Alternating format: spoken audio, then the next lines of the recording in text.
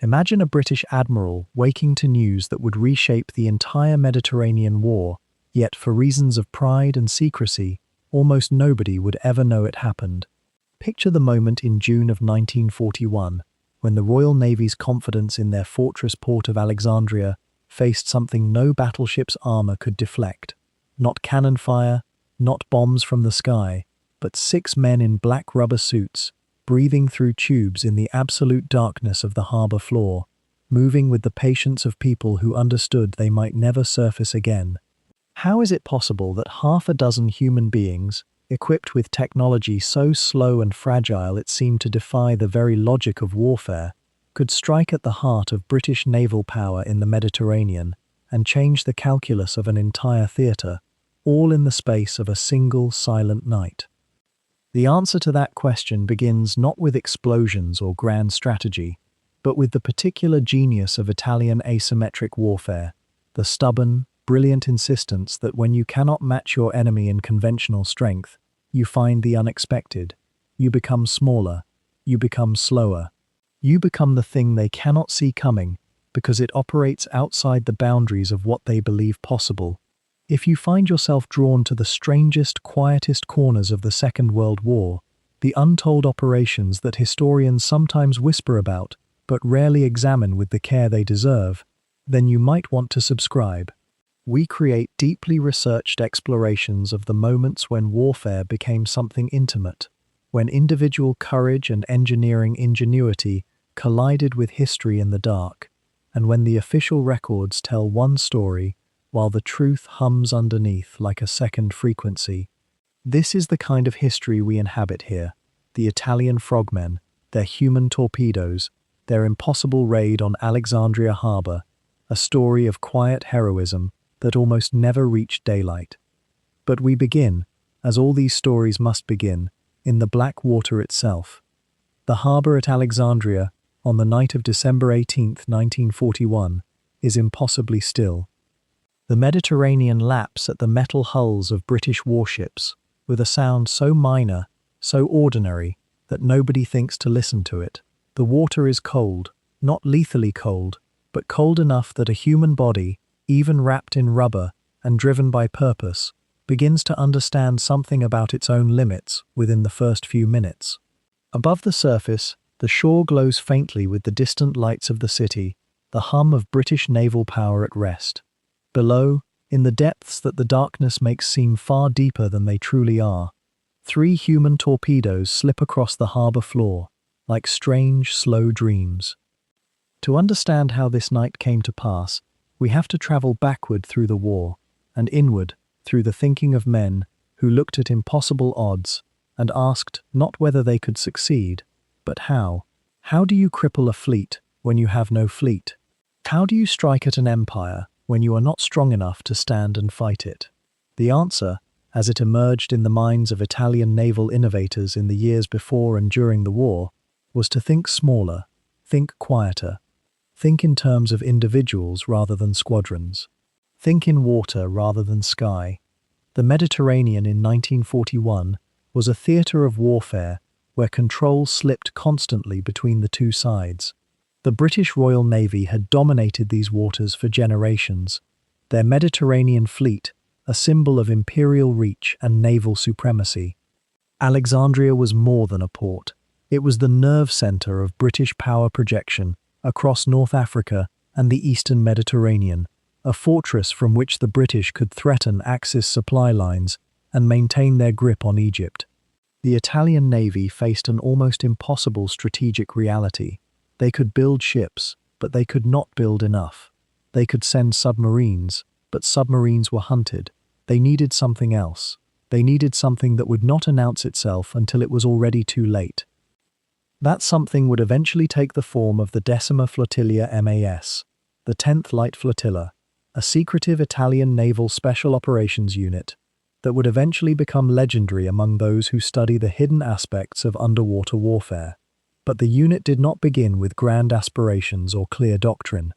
It began, as many innovations do, with a question asked by people willing to listen to an unconventional answer.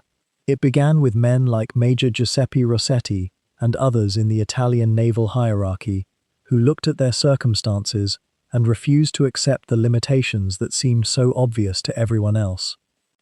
The Decima Flotilla emerged from a particular strain of Italian naval culture, one that valued daring, innovation, and a certain almost romantic willingness to risk everything on a singular attempt. This was a navy that had developed submarine technology earlier than most powers. It was a navy that understood that in asymmetric warfare, sometimes your greatest advantage is being willing to do the thing your enemy thinks is too strange, too risky, too unlikely to even defend against. When conventional methods had failed or proven inadequate, the Decima Flotilla would become the space where the unconventional was not merely tolerated, but celebrated. The heart of the unit's capability would rest on a piece of engineering that sounds almost impossibly simple when you describe it, yet required remarkable imagination to conceive of: the maiale, the human torpedo. The word itself, meaning pig in Italian, suggests something of the irreverent humor the unit's men brought to their work. Imagine a torpedo, perhaps 17 feet long, narrow as a pipe, powered by an electric motor. Now imagine two men sitting astride it in the open water, breathing through tubes, their bodies exposed to the cold, their only view the darkness around them, and, if they're lucky, the vague shadows of their objective through the murk. The maiale was slow, perhaps 4 knots, which is to say barely walking pace underwater. It was fragile, in ways that a conventional military vessel simply was not. It required its operators to remain absolutely calm, absolutely aware, absolutely committed to a mission that offered no margin for error and no possibility of rapid escape if things went wrong. Yet there was something else about the maiale that transcended its mechanical specifications. There was an intimacy to it, a strange bond that formed between the two men riding it through the dark water, between each man and the machine that held his life in its narrow frame. A traditional torpedo was a weapon of distance, fired and forgotten. A human torpedo was different. It was an extension of human will, human courage, human desperation meeting human ingenuity. The frogmen who would ride these machines did not simply operate them. They became them, in a sense. They merged their consciousness with the machine's purpose. The engineering of the maiale had evolved over years of experimentation and refinement. The Italian Navy had been exploring torpedo designs since before the war began, but it was only under the pressures of actual conflict that the concept had crystallized into something approaching reality. The torpedo carried limpet mines, adhesive explosive charges that could be attached to the hull of a ship from beneath the water. These mines had timing mechanisms that allowed the frogmen to set them and retreat before detonation. In theory, this meant a small team could inflict enormous damage on a vessel many times their size, could wound the machinery of empire from beneath it, unseen and unarmed in any conventional sense. But engineering alone does not make warriors. The men who would eventually ride these machines into Alexandria Harbor had been forged in a training regimen that was itself almost punishing in its intensity. On the coast near La Spezia in Italy, in the cold nights of the Mediterranean littoral, these men learned their craft. They learned to move through water with minimal disturbance. They learned to manage their fear responses and control their breathing under conditions of extreme stress. They learned to maintain their focus and mental clarity when exhaustion was pulling them toward panic, when the cold was beginning to make thought itself difficult, when every instinct in a human body was screaming at them to surface, to breathe, to escape. There was a particular camaraderie that formed among these men, the kind that only emerges when a group of individuals has shared experiences that push them beyond the boundaries of what they previously thought possible. They trained together through long Mediterranean nights. They pushed each other. They developed an almost monastic devotion to the mission and to each other. The discipline was extraordinary, but it was balanced by a kind of dark humor, a recognition that they were training for operations that might very well be their last. Among these men, certain figures would emerge as particularly significant to the story that was building toward Alexandria. There was Luigi Duran della Pen, a naval officer whose background and bearing marked him as someone accustomed to leadership, but who possessed as well a quiet, almost philosophical quality, a capacity to think through problems that others might simply accept as insurmountable. Durand de la Penne would come to embody something of the idealism that the Decima Flotilla represented, the belief that skill, courage, and innovation could accomplish what seemed impossible. Alongside Durand de la Penne operated Antonio Marseglia, another frogman whose reputation for technical excellence and absolute reliability had made him a cornerstone of the unit's operations. Marseglia was the kind of operator who could remain focused on an objective even when circumstances shifted in ways he had not anticipated, even when the plan began to unravel and improvisation became necessary. There was also Vincenzo Martellotta, whose role in the events to come would be every bit as important as his more celebrated colleagues, though his story has sometimes been overshadowed in the historical record. These men, and others like them, had participated in earlier operations that had not gone as planned. The Decima Flotilla had attempted raids before. They had faced technical failures, unexpected defenses, and the simple bad fortune that sometimes attends military operations no matter how well prepared. But each failure had taught something.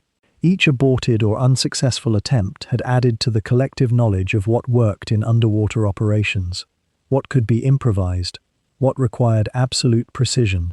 Alexandria would be different, not because the men were more courageous or more skilled than they had been, but because they carried the accumulated learning of previous attempts. They would not make the same mistakes twice. If the notion of 6 men in rubber suits, breathing through tubes, moving through absolute darkness beneath a warship's hull, strikes you as impossibly strange, then you've begun to understand why this particular night in December 1941 has lingered in the collective memory for more than 8 decades. There is something about the quietest operations in history, the ones that change the course of wars without screams or visible flame, that settles into the mind like a haunting melody you cannot quite place.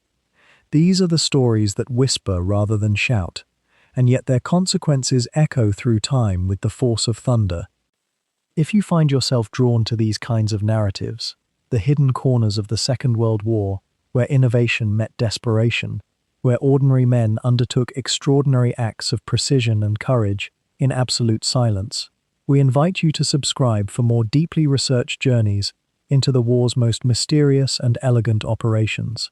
Each story we explore follows the quiet thread of strategy and human will through waters both literal and metaphorical, from the freezing depths where frogmen conducted their underwater ballet to the sunlit offices where admirals weighed impossible decisions. These are the operations historians sometimes overlook, the ones that demand a particular kind of listening, a willingness to slow down and inhabit the sensory world of those who lived them. The Italian Frogmen represent something far larger than a single tactical achievement, though you will come to understand the profound technical and human accomplishment of that night in Alexandria. They embody an entire philosophy of warfare that the Italians developed almost by necessity, a philosophy born from being outgunned, outmaneuvered, and outmaneuvered in the Mediterranean against a British navy that seemed, on paper, invincible. When conventional naval power could not prevail through the traditional calculus of fleet-on-fleet engagement, when battleships and cruisers alone could not tip the balance, the Italians looked downward, inward, toward the possibility of reaching their enemy, not through frontal assault but through stealth, through water itself, through the strange and dangerous union of man and machine. In many ways, they invented something new. They created a template for asymmetric warfare that modern special operations forces still study, still teach, still refine. But before we journey into that particular December night, before we descend into the harbor alongside those 6 men whose names would eventually be known to only a handful of historians and military enthusiasts, it is worth understanding the larger context in which they operated. The Mediterranean in 1941 was not one theatre of war, but many, layered and intricate, where geography became destiny and naval superiority meant survival itself. The British held something close to absolute command of these waters, or so it appeared on the surface. Beneath that surface, however, in the shadows and in the minds of Italian naval strategists, A different possibility was taking shape. The innovation that would make Alexandria possible had been germinating in Italian naval circles for years, born from a combination of technical brilliance, budgetary constraint, and a kind of intellectual audacity that sometimes flourishes when conventional options are exhausted.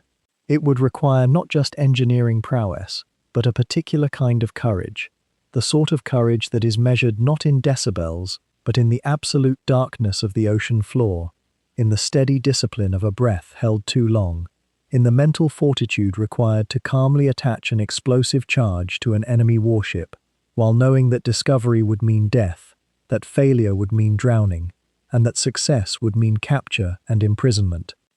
What unfolds across the stretch of time we are about to traverse together is a story of human ingenuity meeting human vulnerability, of technological innovation serving the purposes of war while simultaneously revealing something profound about the capacity of individuals to accomplish the seemingly impossible when properly trained, properly motivated, and properly supported.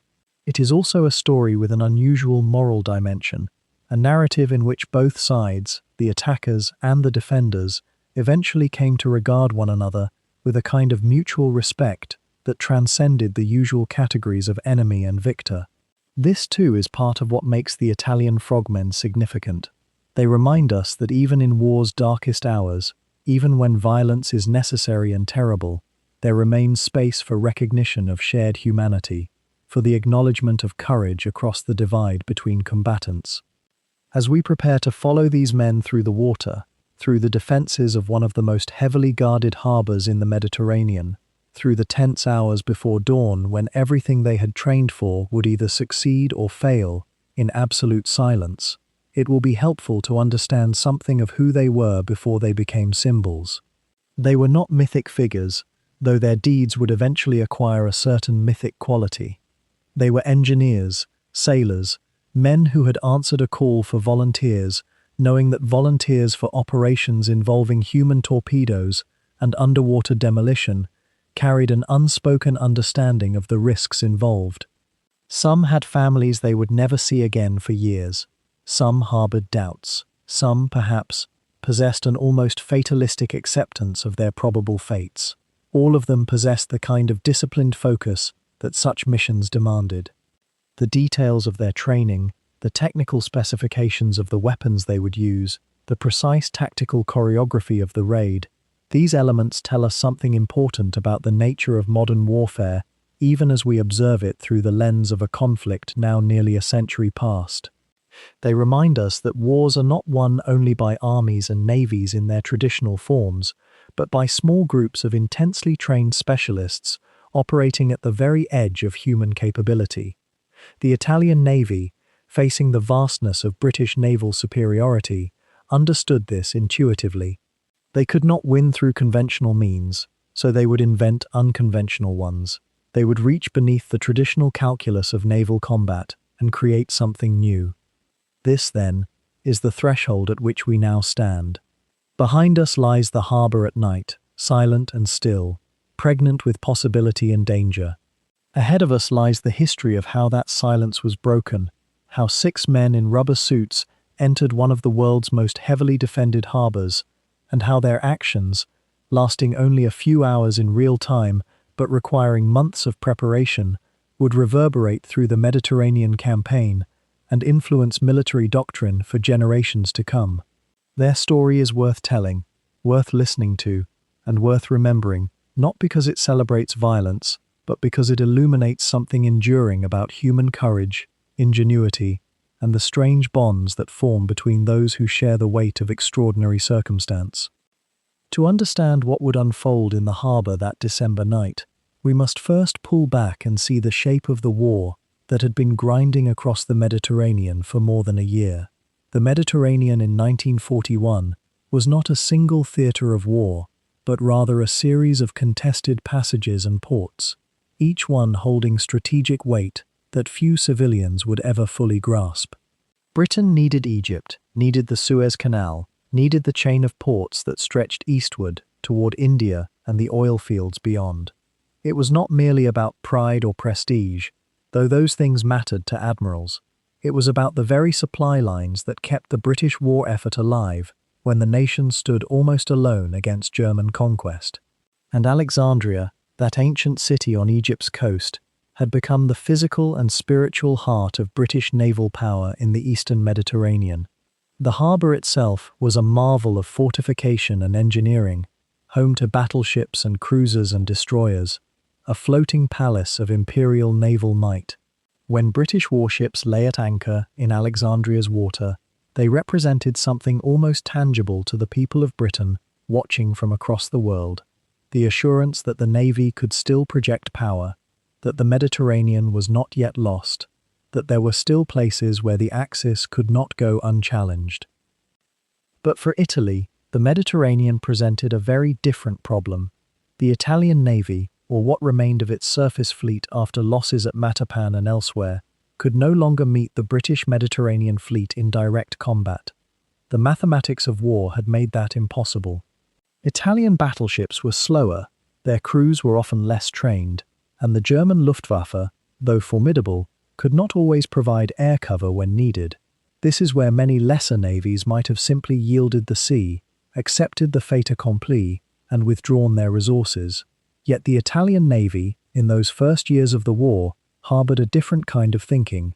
Among its officers, particularly those stationed on the coast near La Spezia in the north, there had emerged a conviction that if you could not win through conventional means, you might win through ingenuity, through secrecy, through methods that the enemy had not yet learned to defend against. This was not desperation, though desperation would come later. This was, at its root, a kind of technological and tactical innovation born from constraint. Italy needed a way to strike at British naval power that did not require battleship against battleship combat. It needed something smaller, something that could approach undetected, something that turned the very principles of industrial naval warfare on their head.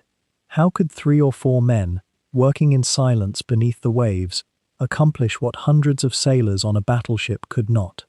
This was the question that began to animate discussions in naval circles in Rome and among the submarine officers of the Mediterranean fleet.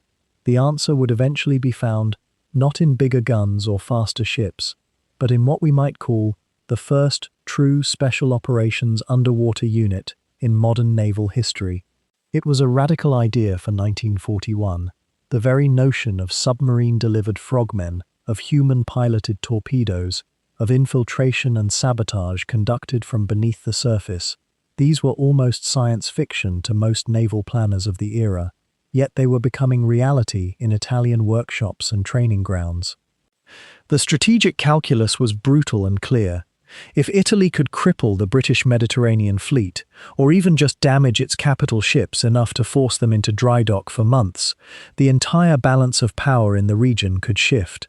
Malta, that island fortress that the Italians had been trying to neutralize for over a year, might finally be isolated and starved into submission.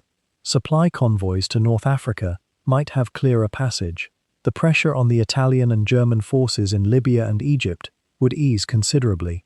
And psychologically, a successful strike at the very heart of British power, at their flagship, at the symbol of their naval supremacy, would send a message across the Mediterranean and throughout the world that Italy could still hurt the British, could still innovate, could still impose costs.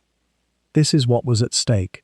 Not the sinking of a few ships, though that mattered greatly, but the possible reshaping of the entire Mediterranean war, the reversal of momentum that seemed to be running against Italy with each passing month. The British, meanwhile, had grown somewhat complacent about the safety of Alexandria Harbor. It was surrounded by defences, true, anti-torpedo nets, patrol vessels, searchlights, coastal guns. The harbour was home waters, the British base, the place where officers could rest between operations and the exhausted crews of warships could take on supplies and mail.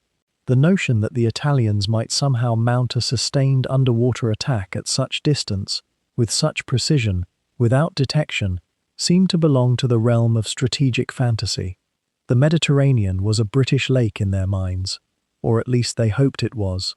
They did not yet understand how the war was about to change, how the old rules of naval combat, the battleship dreadnoughts, the line of battle tactics passed down from Nelson, were about to be challenged by men in rubber suits riding slow, fragile vehicles no one yet had a name for, guided by nothing but determination and training and a certain Italian disdain for the impossible. The story of how 6 men came to ride small metal craft through the darkness begins not with a sudden burst of innovation, but with a quiet frustration simmering within the Italian Navy in the years before the war. Italy's naval architects and commanders understood something that kept them awake at night. Their surface fleet, however well designed, could never match the raw tonnage and firepower of the British Mediterranean squadron. The arithmetic was brutal and inescapable. And so, in the shadowed corridors of naval planning, there emerged a peculiar answer to an impossible problem, not a bigger battleship, not faster cruisers, but something altogether different, something small, something that moved beneath the waves.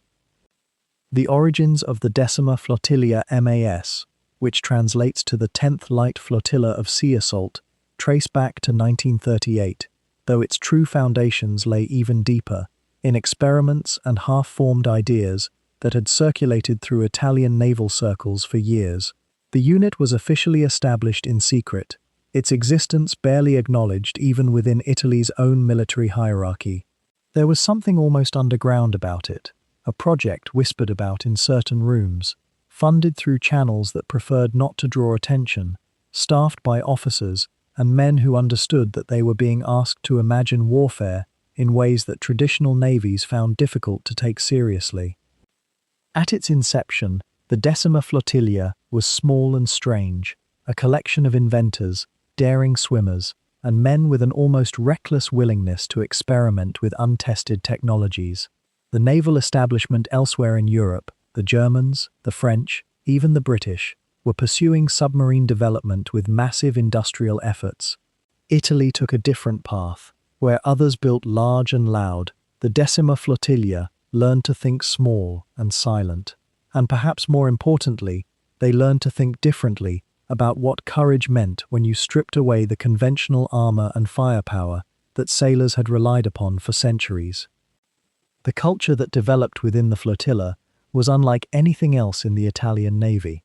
It was, by necessity, intensely meritocratic. A man's value was measured not by his rank or his family connections, but by his willingness to undergo extraordinary hardship, his technical skill, and his capacity for creative thinking under stress. The officers who led the Decima Flotilla actively recruited men who were, by conventional naval standards, slightly unusual: adventurers, swimmers, mechanics, engineers, men who had already demonstrated an appetite for danger or an unconventional mind. How does an institution recruit for something like that? How do you advertise for men willing to ride a human torpedo into an enemy harbor? The answer lay partly in reputation and whispered networks, men who knew men, swimmers who had already proven themselves in dangerous waters, divers who had experimented with new equipment, officers whose names were circulated among those in the know. There was an almost clandestine quality to recruitment, which only added to the mythos. You didn't apply to join the Decima Flotilla.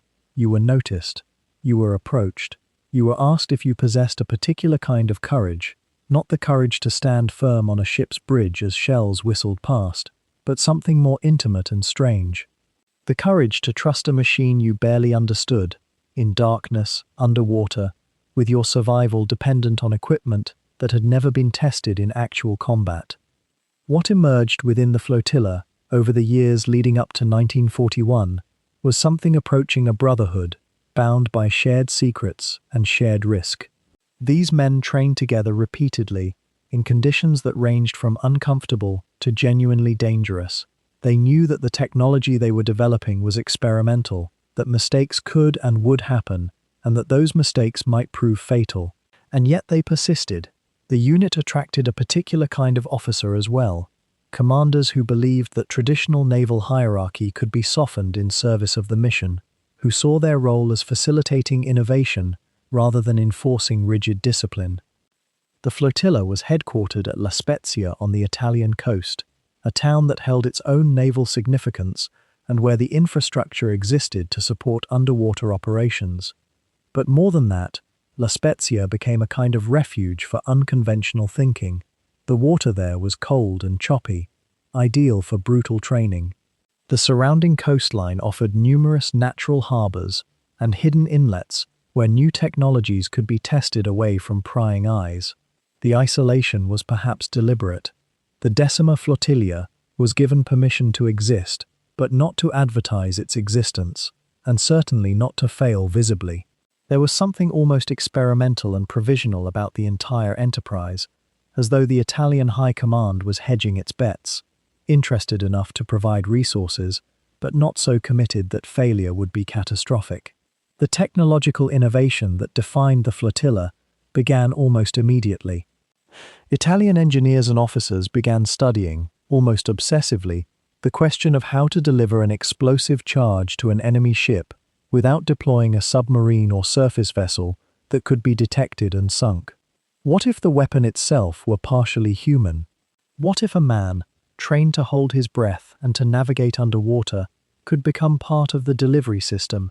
This thinking was revolutionary, or perhaps it was simply desperate. The line between innovation born from genuine insight and innovation born from resource scarcity is often blurred. Italy didn't have unlimited industrial capacity to build a fleet of large submarines, but it had clever engineers. It had men who could swim. It had a willingness to experiment with approaches that other navies considered too risky or too unconventional to pursue seriously. The result was a culture within the Decima Flotilla that prized what might be called intelligent improvisation. Problems weren't solved by appealing to higher authority or waiting for official approval. They were solved by the men on the water, the engineers in the workshops, the divers in the cold Mediterranean swells. If a technique didn't work, it was modified.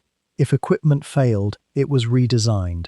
The flotilla operated with a level of autonomy that would have scandalized more formal military establishments.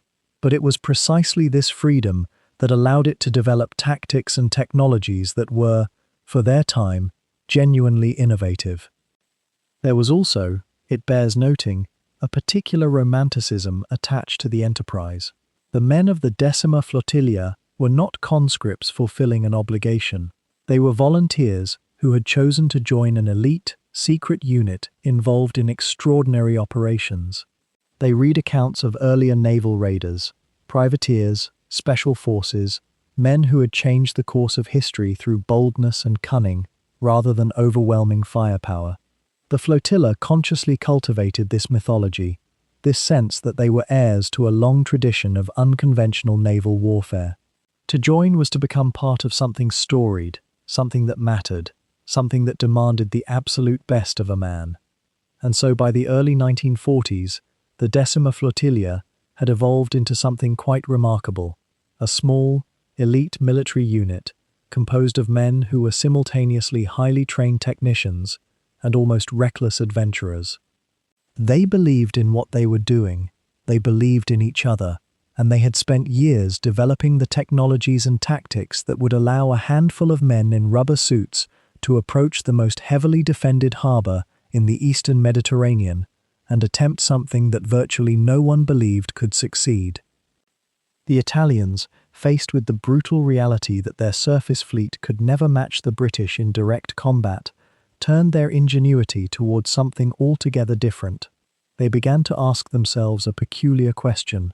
What if a weapon could move through the water like a man and yet strike with the force of a torpedo?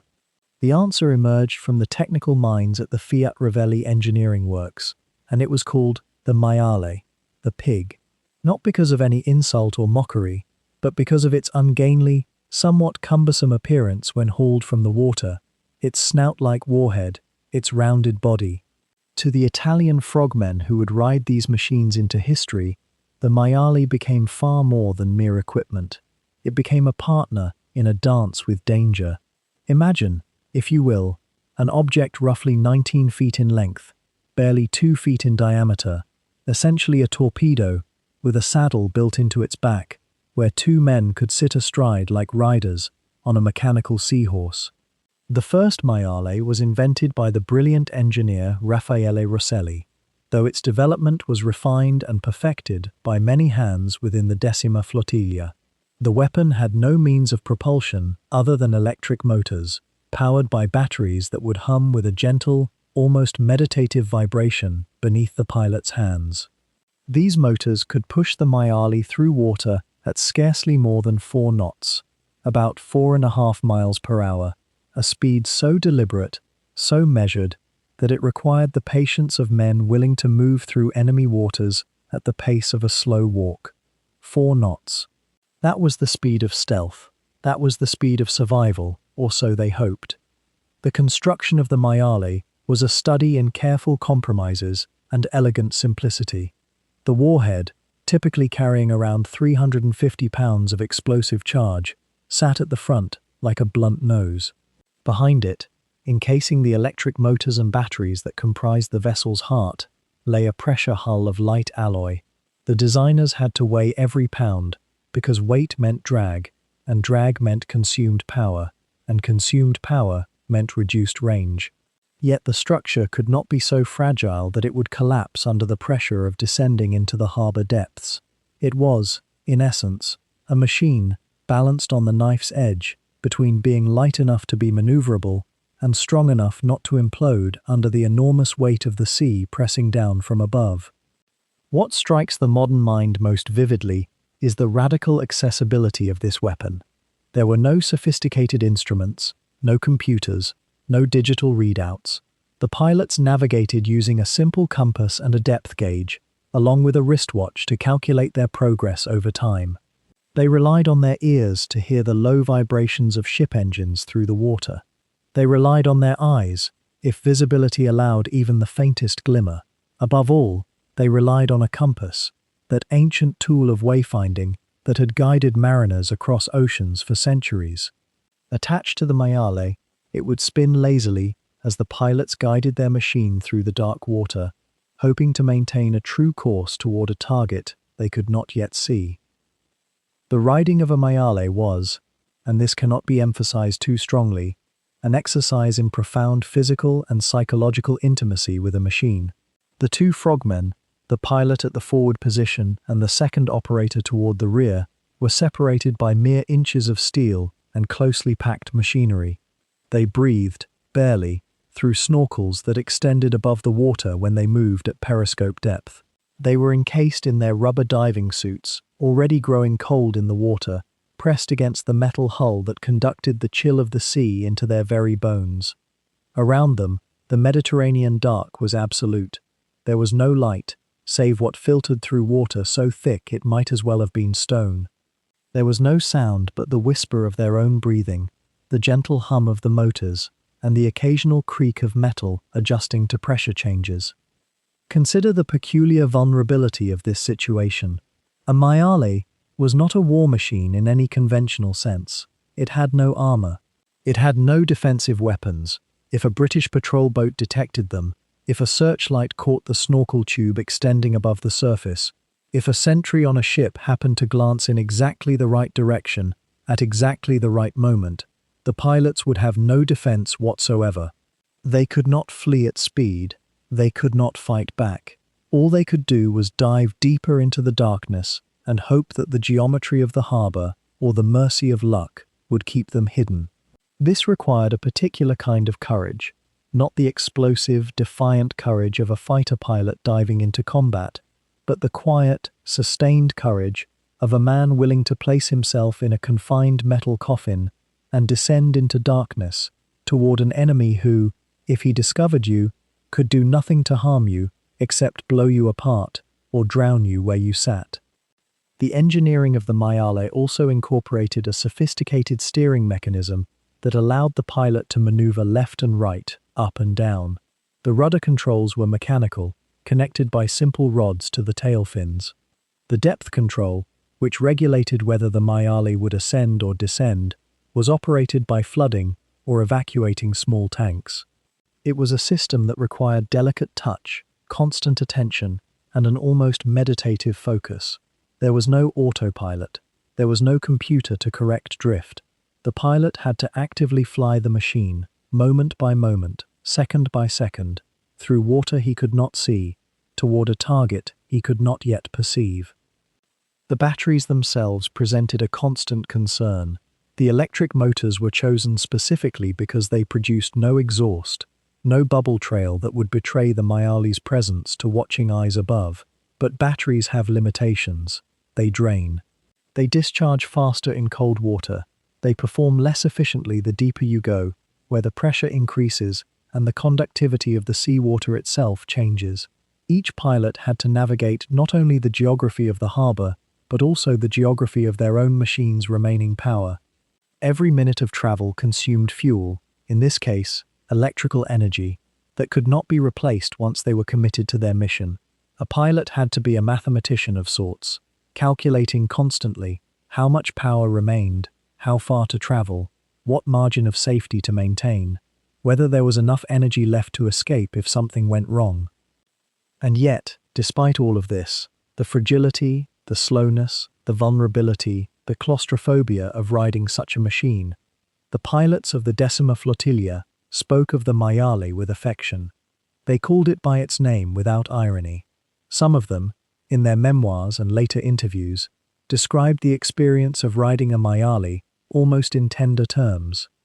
There was a strange beauty in it, perhaps, in the way a man becomes attuned to a machine, learning its habits, its quirks, its particular way of responding to pressure on the controls. The Maiale became an extension of the pilot, as much an expression of his will and intention as his own body. It was not a tank. It was not an airplane. It was something altogether more intimate, a machine that asked everything of you, that required absolute presence and absolute faith, that would work only if you worked with it in perfect synchronization. This, then, was the weapon that the Italian Navy had devised. Not a mighty warship with guns and armor and crew, not a fleet of fighters screaming through the sky, but 6 men, in rubber suits, riding 3 mechanical seahorses through the darkness, moving at the pace of a slow walk toward the most heavily defended naval base in the eastern Mediterranean. What could 6 men possibly accomplish? How could such a fragile, slow, almost absurdly vulnerable machine ever penetrate British defences? The answer lay not in the machine itself, but in the men who chose to ride it. On the rocky coast of La Spezia, where the Ligurian Sea meets the Italian mainland in a series of jagged inlets and sheltered coves, the men who would become frogmen began their transformation in near absolute secrecy. The training facility wasn't marked on any map. There were no grand barracks or official insignia.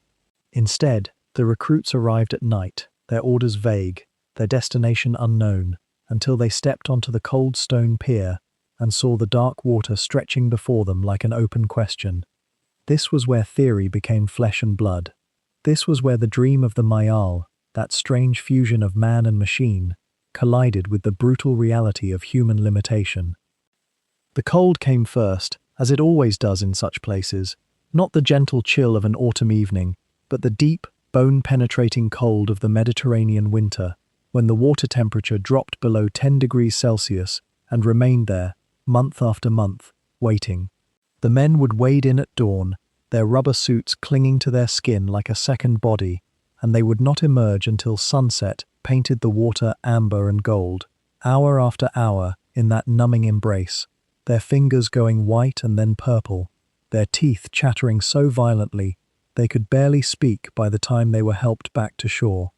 There was no complaining.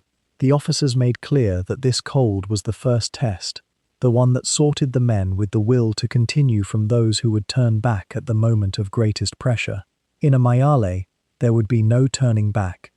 There would only be the cold and the darkness, and the knowledge that you were now a weapon, a delivery system for explosives that could not be retrieved once released. The discipline imposed during these months was exacting in its precision. Every movement was choreographed, every procedure rehearsed, until it became muscle memory that could survive panic and exhaustion. The men learned to control their breathing in ways that seemed to defy nature itself. In the water, breathing was a luxury that could not be indulged. They would learn to hold their breath for minutes at a time, training their bodies to accept the burning sensation in their chests as simply another fact of existence, no more remarkable than the sting of salt water in their eyes. They practiced the removal and replacement of their breathing apparatus in total darkness, their hands working by touch alone, because in the real mission, there would be no light to guide them. They memorized the layout of targets by studying models and photographs so intently that they could navigate to them with their eyes closed, which, in a sense, they would be doing anyway, sealed inside a torpedo in the black water. The camaraderie that developed in these harsh conditions created bonds that were unlike anything most of the men had experienced in civilian life. They were a small group, perhaps only a handful at any given time, because recruitment for such work was selective and attrition was high. The weak fell away or removed themselves, and those who remained found themselves connected by something deeper than ordinary friendship. They had shared the cold, they had tasted their own fear, they had stared into the void of what might happen if something went wrong at depth, if the oxygen failed, if the Mayali suddenly became uncontrollable, and they had chosen to continue anyway. This created a peculiar intimacy, a kind of brotherhood forged not in glory, but in the acceptance of mortality.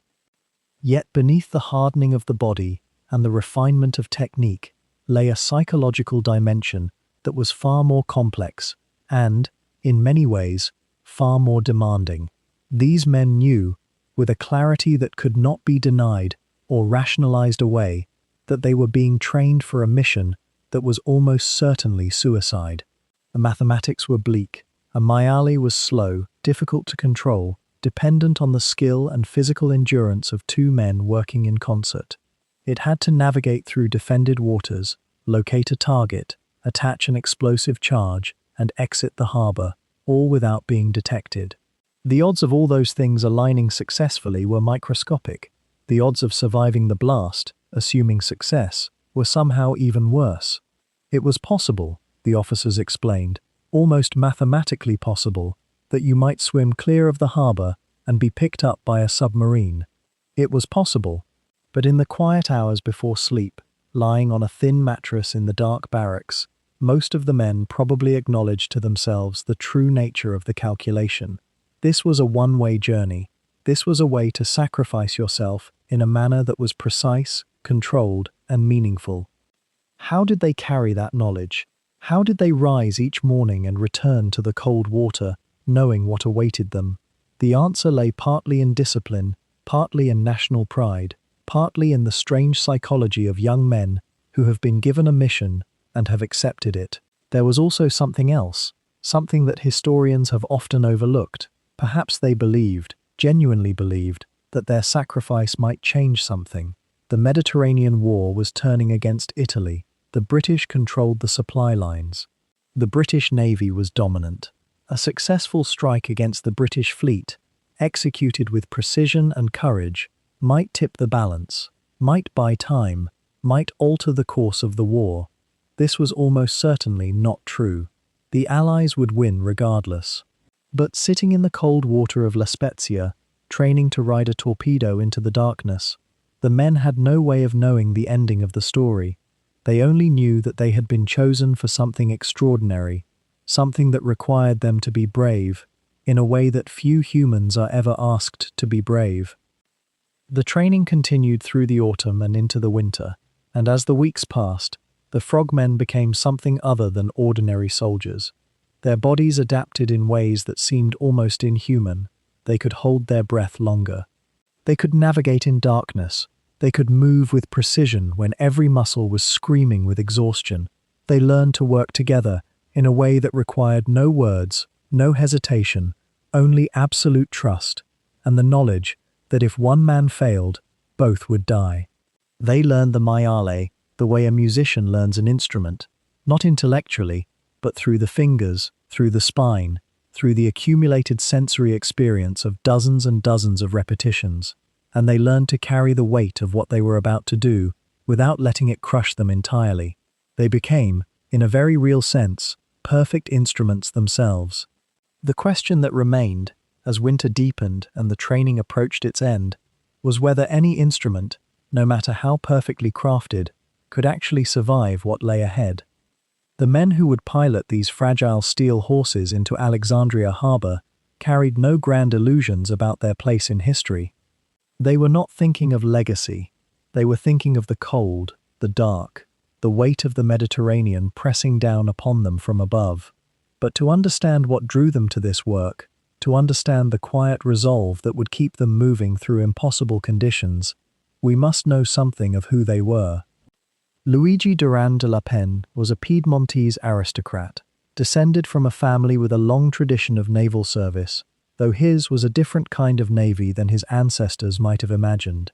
He was tall, spare, with the kind of bearing that suggested he had been trained from childhood for duty rather than comfort. Unlike many officers, de la Penne possessed what might be called a peculiar gift for remaining calm when circumstances around him were collapsing. His colleagues remembered him as a man of few words, someone who asked difficult questions of himself before asking them of others. When he spoke about the mission, if he spoke about it at all, there was no bravado in his voice. He seemed to understand, perhaps more clearly than others, that the maiale was not a weapon of certainty, but of desperation, and that the men riding it were gambling not just with tactics, but with their own lives, as offerings to an uncertain outcome. There was something almost contemplative about de la Penne, a quality that made him trusted. In the Italian Navy, which like all navies had its share of ambitious men seeking glory through daring, de la Penne seemed to want something quieter. Perhaps he wanted the work itself to matter. Antonio Marseglia came from a different temperament altogether. Where de la Penne was reserved, Marseglia was energetic, quick to smile, the kind of officer who could move through the tension of a military hierarchy and somehow make subordinates feel not smaller, but included in a larger purpose. He was younger than de la Penne, less burdened perhaps by aristocratic weight, and he seemed to approach the maiale not as a suicide weapon, but as a technical problem waiting to be solved. Marseglia had spent months studying the defenses of Alexandria, poring over intelligence reports, sketching the probable positions of British ships. Unlike some men who train for dangerous operations by hardening themselves emotionally, Marseglia seemed to remain engaged, curious, almost playful about the enterprise. He asked his men questions about their fears. He did not dismiss them. This unusual approach, treating a near-suicidal mission as something to be understood rather than simply endured, created a bond within his team that would later prove remarkable. Marseglia understood, perhaps instinctively, that courage is not the absence of fear, but the decision to move forward while carrying it with you, and that men are most likely to do this not when they are terrified or numbed, but when they feel genuinely seen by their commander. Vincenzo Martellotta, the third pilot, remains less documented in many accounts, a fact that itself is quietly interesting. Where his two senior officers were known for particular qualities, de la Penne for his philosophical calm, Marseglia for his meticulous planning and human warmth, Martellotta appears in the record as steady, reliable, almost self-effacing. He was not the man who left vivid impressions or inspired lengthy memoirs, but this very absence of color may have been its own form of strength. Martellotta was the kind of officer who could absorb uncertainty without needing to transform it into narrative. He trained rigorously, he listened to the briefings, he prepared his equipment, and when the moment came, he would move forward as he had been trained to do, without the complicated interior monologue that sometimes delays action. There is a certain peace in such men, a quality that is harder to describe in words, but visible to those who worked alongside them. His team trusted him, not because he inspired grand feelings, but because he had proven himself reliable in small, unglamorous ways. Behind these three men stood figures of different but equally essential character. Admiral Paolo Theon di Revel oversaw much of the Decima Flotilla's operations, and he was a believer in what many in the Italian military hierarchy considered a foolish enterprise. In a navy bound by tradition and formal hierarchy, Theon di Revel had become convinced that unconventional warfare, the use of frogmen and human torpedoes against heavily defended harbors, represented Italy's only viable answer to British naval superiority in the Mediterranean. This belief was not sentimental. It was strategic, but it required a particular kind of courage on his part as well, the courage to advocate for operations that looked, from a distance, like they were designed to fail. If the Maali frogmen were to die uselessly, the failure would not belong to them alone, it would belong to him. And then there was Major Giulio Valerio, the commanding officer of the team, the man who had shaped the training regime, who had spoken privately with each frogman about what they were attempting, who understood, perhaps better than anyone else, that this mission was less about sinking ships and more about testing whether a handful of determined men could achieve what military theory said was impossible. Valerio had served in the Great War. He had seen the old forms of naval combat. He believed that the Maali represented something genuinely new, a form of warfare that placed impossible demands on individual courage rather than on industrial production or numerical advantage. In a war that Italy could not win through conventional means, the Maali was a kind of argument made in steel and flesh and will. Valerio had selected his men carefully. He had trained them harder than perhaps was necessary, because he understood that the margin between success and catastrophe was measured not in ship's measurements, but in the psychological fortitude of individuals operating alone in darkness. What bound these men together, the pilots and their commanders, was something that transcended ordinary military hierarchy. It was a shared understanding that they were attempting something that defied not just British defences, but the fundamental assumptions about what was possible in naval warfare. They had studied other attempts, other failed raids. They knew the weight of previous disappointments, and yet they moved forward, not with the hysteria of the doomed, but with the focused attention of craftsmen. Delapen would later describe the sensation of riding the Mayal as almost meditative, a strange marriage of terror and concentration in which the mind becomes very simple, very clear. This clarity, this reduction of consciousness to only what matters in the present moment, was perhaps the greatest gift that training had given them. Not courage, exactly, not fearlessness, but the ability to narrow their attention to the task itself, to the mechanisms that required their hands, to the cold water that required their breath, and to let the larger implications, the possibility of death, the weight of history, fall away into the darkness above. The path to Alexandria was not paved with first attempts and sudden triumph. The Decima flotilla had learned its craft, painfully and incrementally, through a series of operations that ranged from the merely difficult to the nearly catastrophic, and it was in the wreckage of these earlier missions that the frogmen discovered what would work, what would fail, and most importantly, what they themselves were truly capable of enduring. In the summer of 1940, barely months after the Decima's formation crystallized around its core vision, the Italian Navy had launched an operation against the British naval base at Malta. The target was the harbour itself, where British ships lay moored and vulnerable, or so the planners believed. 3 Maali were transported by submarine into position, their pilots carrying nothing but their training, their courage, and an untested technology that had never before been employed in actual combat. What followed was not precision or success, but rather a series of small failures that cascaded into operational frustration. The human torpedoes encountered mechanical problems in the approach. One suffered a gyroscope malfunction that sent it spiraling off course.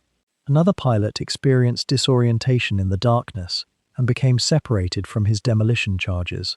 The mission dissolved into the Mediterranean night without significant damage inflicted on the British fleet, but with something far more valuable salvaged from defeat: knowledge.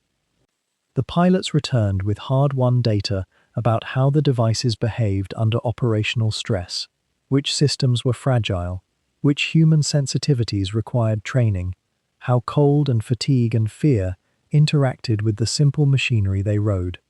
Engineers on the submarine bases began their quiet modifications. Men who had survived the attempt reflected on what they would do differently, what they had underestimated, where their training had proved insufficient. Throughout 1940 and into 1941, the attempts continued, each one a careful stepping stone toward something resembling reliable technique. There were operations against Gibraltar, where the approaches proved more heavily defended than anticipated, and the harbour's geography proved deceptive in the darkness. British patrol boats, more alert than expected, forced the Maiali pilots to abort before reaching their targets and swim back toward their extraction point, with nothing to show but exhaustion and lessons learned. There were operations that seemed promising until a single unforeseen variable, a change in patrol patterns, a searchlight beam at the wrong moment, a miscalculation in tide and current, turned near victory into inconclusive withdrawal.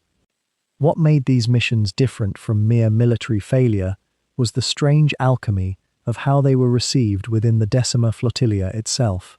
Each man who returned from a failed or aborted operation was not met with recrimination or dishonor, but rather with a kind of intensive curiosity.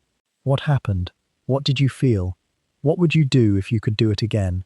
The unit's commanding officers, and particularly the younger officers who themselves had piloted these experimental weapons, created a culture in which failure was interrogated not as shame, but as evidence. This approach, at odds with conventional military thinking perhaps, but deeply rooted in the engineering and innovation traditions of the Italian Navy, transformed disappointment into iterative learning. By 1941, as the Decima flotilla had now conducted or attempted roughly half a dozen significant operations, a particular pattern emerged. The missions that had come closest to success were those in which the pilots had received the most detailed reconnaissance of the target harbor. The missions that had failed most dramatically were those in which navigation had been uncertain or in which the approach had been rushed. The Maiali themselves had proved resilient enough to use, but their pilots needed training that was more intensive, more psychologically demanding, and more realistic than anything currently available. And perhaps most importantly, the men had discovered something about themselves, that the barrier between what seemed suicidally impossible and what was merely extraordinarily difficult was far more permeable than anyone had suspected before. The commanders of the Decima flotilla, men like Major Teseo Tesei and others who understood both the technical demands and the human dimensions of these operations, began to see a vision forming. It was not enough to have courage and innovation. It was not enough to have mechanical devices that worked. What was needed was the accumulation of precise knowledge about a specific target, coupled with intensive training that mimicked that target as closely as possible. It was needed to have pilots who had practiced not just the mechanics of underwater demolition, but the psychological management of fear, darkness, cold, and the weight of carrying explosives through hostile waters toward a defended objective. By the time that Alexandria Harbor came into focus as a potential target in late 1941, the Decima flotilla possessed something invaluable that it had not possessed during those earlier attempts against Malta or Gibraltar. It possessed a growing body of operational knowledge. It possessed pilots who had survived missions and learned from them. It possessed engineers who understood the Maiali's weaknesses and had begun to address them. Most crucially, it possessed a kind of collective confidence, born not from arrogance, but from repeated exposure to extreme difficulty, followed by survival and learning. The reconnaissance of Alexandria was therefore undertaken not as a blind expedition, but as the final piece of a long puzzle. Men watched the harbor for weeks, noting the patrol patterns, the positioning of the ships, the depth of the water, the currents, the likely defensive measures. This intelligence was then woven into a training regimen. The pilots practiced not in generic harbors, but in reproductions as close as could be managed to the actual topography they would face. They rehearsed their approach, their descent, their navigation through darkness, and through the anti-torpedo nets they now understood would be present. And as these preparations unfolded with quiet intensity along the Italian coast, a curious thought might have occurred to anyone observing the Decima flotilla. The unit was not rushing forward from a position of strength or confidence. Rather, it was advancing carefully from a long series of attempts and retreats, each one teaching something, each one stripping away illusions about what was easy and what was merely extremely hard. When the three Maiali finally approached Alexandria Harbor, in the darkness of December 1941, they were not carrying forward an untested theory. They were carrying forward the accumulated experience of half a dozen operations, the knowledge of failure, the refinement of technique through repetition and reflection, and a kind of hard-won understanding about the nature of the task that only comes from having attempted it before and lived to think about what might be done differently. The earlier failures, in other words, were not obstacles to the Alexandria operation. They were the foundation upon which it was built. The Scirè was a medium submarine of the Italian Navy, built in the mid-1930s with a hull that had grown familiar to her crew through countless Mediterranean patrols and supply runs. She was not a vessel designed for glory or dramatic engagement. She was, rather, a working boat, reliable, steady, and capable of slipping through waters that had become increasingly dangerous as British naval dominance hardened across the sea. In the autumn of 1941, as the Decima Flotilla prepared for what many sensed would be their most ambitious operation yet, the Scirè was chosen for a mission whose failure would mean almost certain death for all aboard, and whose success might reshape the balance of Mediterranean naval power in ways that could scarcely be imagined in Rome. The submarine departed from the Italian base at La Spezia in late October, carrying not only her regular complement of officers and men, but 3 human torpedoes secured in special cradles on her deck. The sea that received her was growing colder as autumn deepened toward winter, and the nights were lengthening, an advantage for a vessel trying to move undetected through enemy-dominated waters. The crew understood, with the particular clarity that comes to men sailing toward uncertain outcomes, that every nautical mile brought them closer to British detection and almost certain death.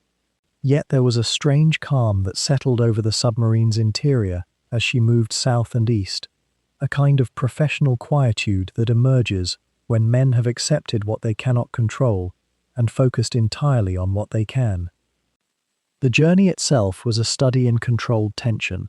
The Scirè moved during darkness when possible, running on the surface to make speed, then diving during daylight hours when British reconnaissance aircraft swept the Mediterranean, searching for exactly this kind of movement. The crew maintained the discipline that submarine operations demand: whispered communications, careful navigation, constant attention to the hydrophones that listened for the sounds of approaching British vessels. There was little conversation beyond what duty required. The 3 maiale torpedoes on deck, with their cargo of human intention and mechanical fragility, seemed to focus the minds of everyone aboard on what was to come. The route chosen was itself a calculated risk. Rather than attempting the direct approach through the central Mediterranean, which bristled with British patrols and hydrophone lines listening for the telltale rumble of submarine engines, the Scirè steered a more circuitous path. She would move south toward North Africa, then curve eastward around the coast of Cyrenaica, using the shallower waters and the geography of the African littoral to mask her approach. This meant days of navigation through waters that were neither truly hostile nor truly safe, an extended period of vigilance that wore on the nerves in ways that sudden danger never could. Consider what it meant to be a member of that crew during those long days at sea. The submarine's interior was cramped beyond most modern understanding, hot when running near the surface, cold and clammy when submerged, filled with the constant background hum of ventilation systems and the muffled groans of the boat's machinery. The air, recycled and breathed by 40 men in an enclosed space barely the size of a small apartment, took on a peculiar staleness, and yet, in the hours of darkness, when the Scirè could surface and run on her diesel engines, there was a kind of relief, a brief opening that allowed the tension to ease slightly before it would inevitably build again as dawn approached. The commanding officer of the Scirè, a man named Cuneo Borghese, was one of the more respected figures in the Decima Flotilla, a submariner of considerable experience who understood that the success of this operation depended not on dramatic action, but on invisible competence. His job was to deliver 3 teams of frogmen to a specific point near Alexandria Harbor, avoid British detection along every mile of the journey, and somehow retrieve the crews afterward if circumstances allowed. These were not military objectives that medals were typically awarded for. They were the work of professionals whose excellence was measured in the margins between discovery and concealment. As the Skirei moved deeper into what the British considered their own waters, the crew began to encounter signs of the enemy's presence. Distant engine sounds picked up on the hydrophones during daylight submerged hours. The occasional smell of smoke, or oil smoke on the surface, that suggested British convoys passing in the distance. Once, there was a moment of genuine alarm when a British destroyer was spotted on the horizon, forcing an emergency dive and several hours of silence as the Skirei lay motionless on the harbour floor, waiting for the sounds of the destroyer to fade beyond the range of her sensitive listening equipment. How strange it must have been, lying there in the dark, the weight of the Mediterranean pressing down on the hull, the 3 Maiale torpedoes still secured above, the 6 frogmen aboard, all of them knowing that a single mistake, a sound too loud, a miscalculation of their position, a British depth charge dropped in exactly the wrong place, and it would all end in crushing darkness. And yet this was the ordinary experience of submarine warfare in 1941. This was simply what it meant to move invisible through the waters of a vast conflict that had reshaped the world. The final approach to Alexandria brought a new kind of tension. The waters around the harbour were known to be heavily patrolled. British destroyers and corvettes swept regularly across the harbour approaches. Anti-submarine nets and booms had been installed to prevent exactly what the Skirei was attempting. The crew had studied charts and reconnaissance reports, trying to imagine the geography of the port, the likely positions of ships and defences, the spaces between patrols where a submarine might surface long enough to release her payload and disappear back into the dark. On the night of December 3rd, as the Skirei approached the release point, the crew moved through their tasks with the perfect automaticity that long training provides. The 3 teams of frogmen, 6 men total, 3 human torpedoes, each carrying perhaps 150 kilograms of explosives in its warhead, waited in a state that balanced readiness with an almost meditative calm. They had trained for this. They had visualized this. They had accepted, weeks or months ago, that they might not survive it. And now, as the moment approached, there was nothing to do but wait and trust in the mechanisms they had built and the training they had endured. The Skirei surfaced briefly in the darkness, just long enough to release the first torpedo team into the water, then the second, then the third. The submarine prepared to slip away, to move offshore and wait in the deep waters beyond the harbour's defences, hoping that her crew would somehow find their way back to her after the operation, knowing even as they hoped that retrieval was almost impossible if things went wrong. The men aboard the submarine watched the frogmen disappear into the black water. There was nothing more to do now. The next chapter of this story would be written in the darkness beneath the surface, in the cold harbour waters, by men in rubber suits, moving slowly toward targets they could not see, toward an outcome that no one could predict, guided only by training and a form of courage that had no words. The Skirei rose from the depths like a ghost taking shape in the darkness. It was late November of 1941, and the submarine had travelled south from Italian waters in a state of perpetual silence, its crew moving through the narrow corridors in a choreography perfected by fear and discipline. They were close now, close enough that every sound, the creak of a rivet, the wheeze of the ventilation shaft, the quiet footfall of a sailor on the metal deck, seemed to announce their presence to an enemy that might be waiting just beyond the hull. But there was no other way to do this, no surface approach, no conventional insertion. 6 men were going to have to leave the safety of the submarine and commit themselves to the cold Mediterranean in order to change the course of the naval war. The frogmen had been moving through their final preparations for hours in a state of quiet concentration that bordered on the meditative. To observe them would have been to witness a kind of grace, a calm acceptance of what was about to unfold. Luigi Duran della Penne was among them, along with his partner Emilio Bianchi, and as they checked the seals on their diving suits and ran through the familiar ritual of equipment inspection one last time, There was almost no conversation. The words had been spoken weeks ago during training. What remained now was simply the execution, the doing of the thing. The submarine slowed to barely a knuckle of forward motion. The order came down through the chain of command, in low, measured tones. It was time. The 3 human torpedoes, the maiali as the Italians called them, little pigs, a self-deprecating nickname that somehow made them seem less like weapons of war and more like strange underwater creatures that the Navy had learned to ride, were prepared for release. These were not vessels in any conventional sense. They were machines designed by men who understood that mobility and stealth mattered far more than protection or firepower. Each torpedo stretched about 7 meters, no more than a slender log with a warhead and a steering mechanism.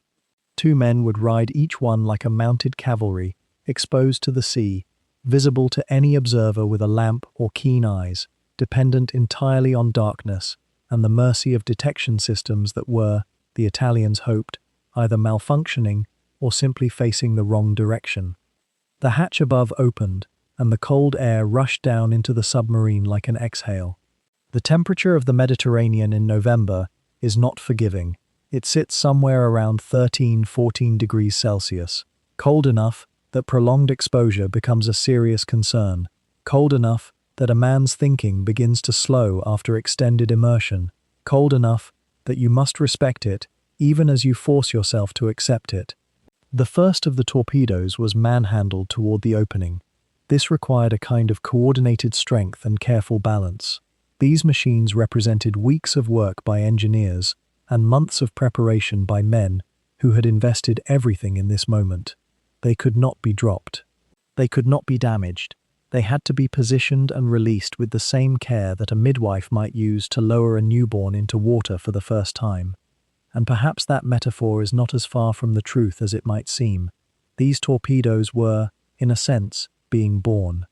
They were being released into an element that would now claim them or let them live.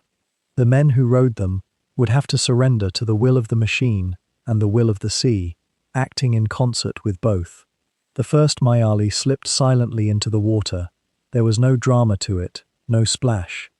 It simply entered the Mediterranean as if it had always belonged there, and the 2 frogmen who were assigned to it, Antonio Marseglia and Spartaco Shergat, guided it with practiced movements into the darkness. One by one, the other torpedoes followed. The submarine had become a kind of mother bird, releasing its young into the vast night.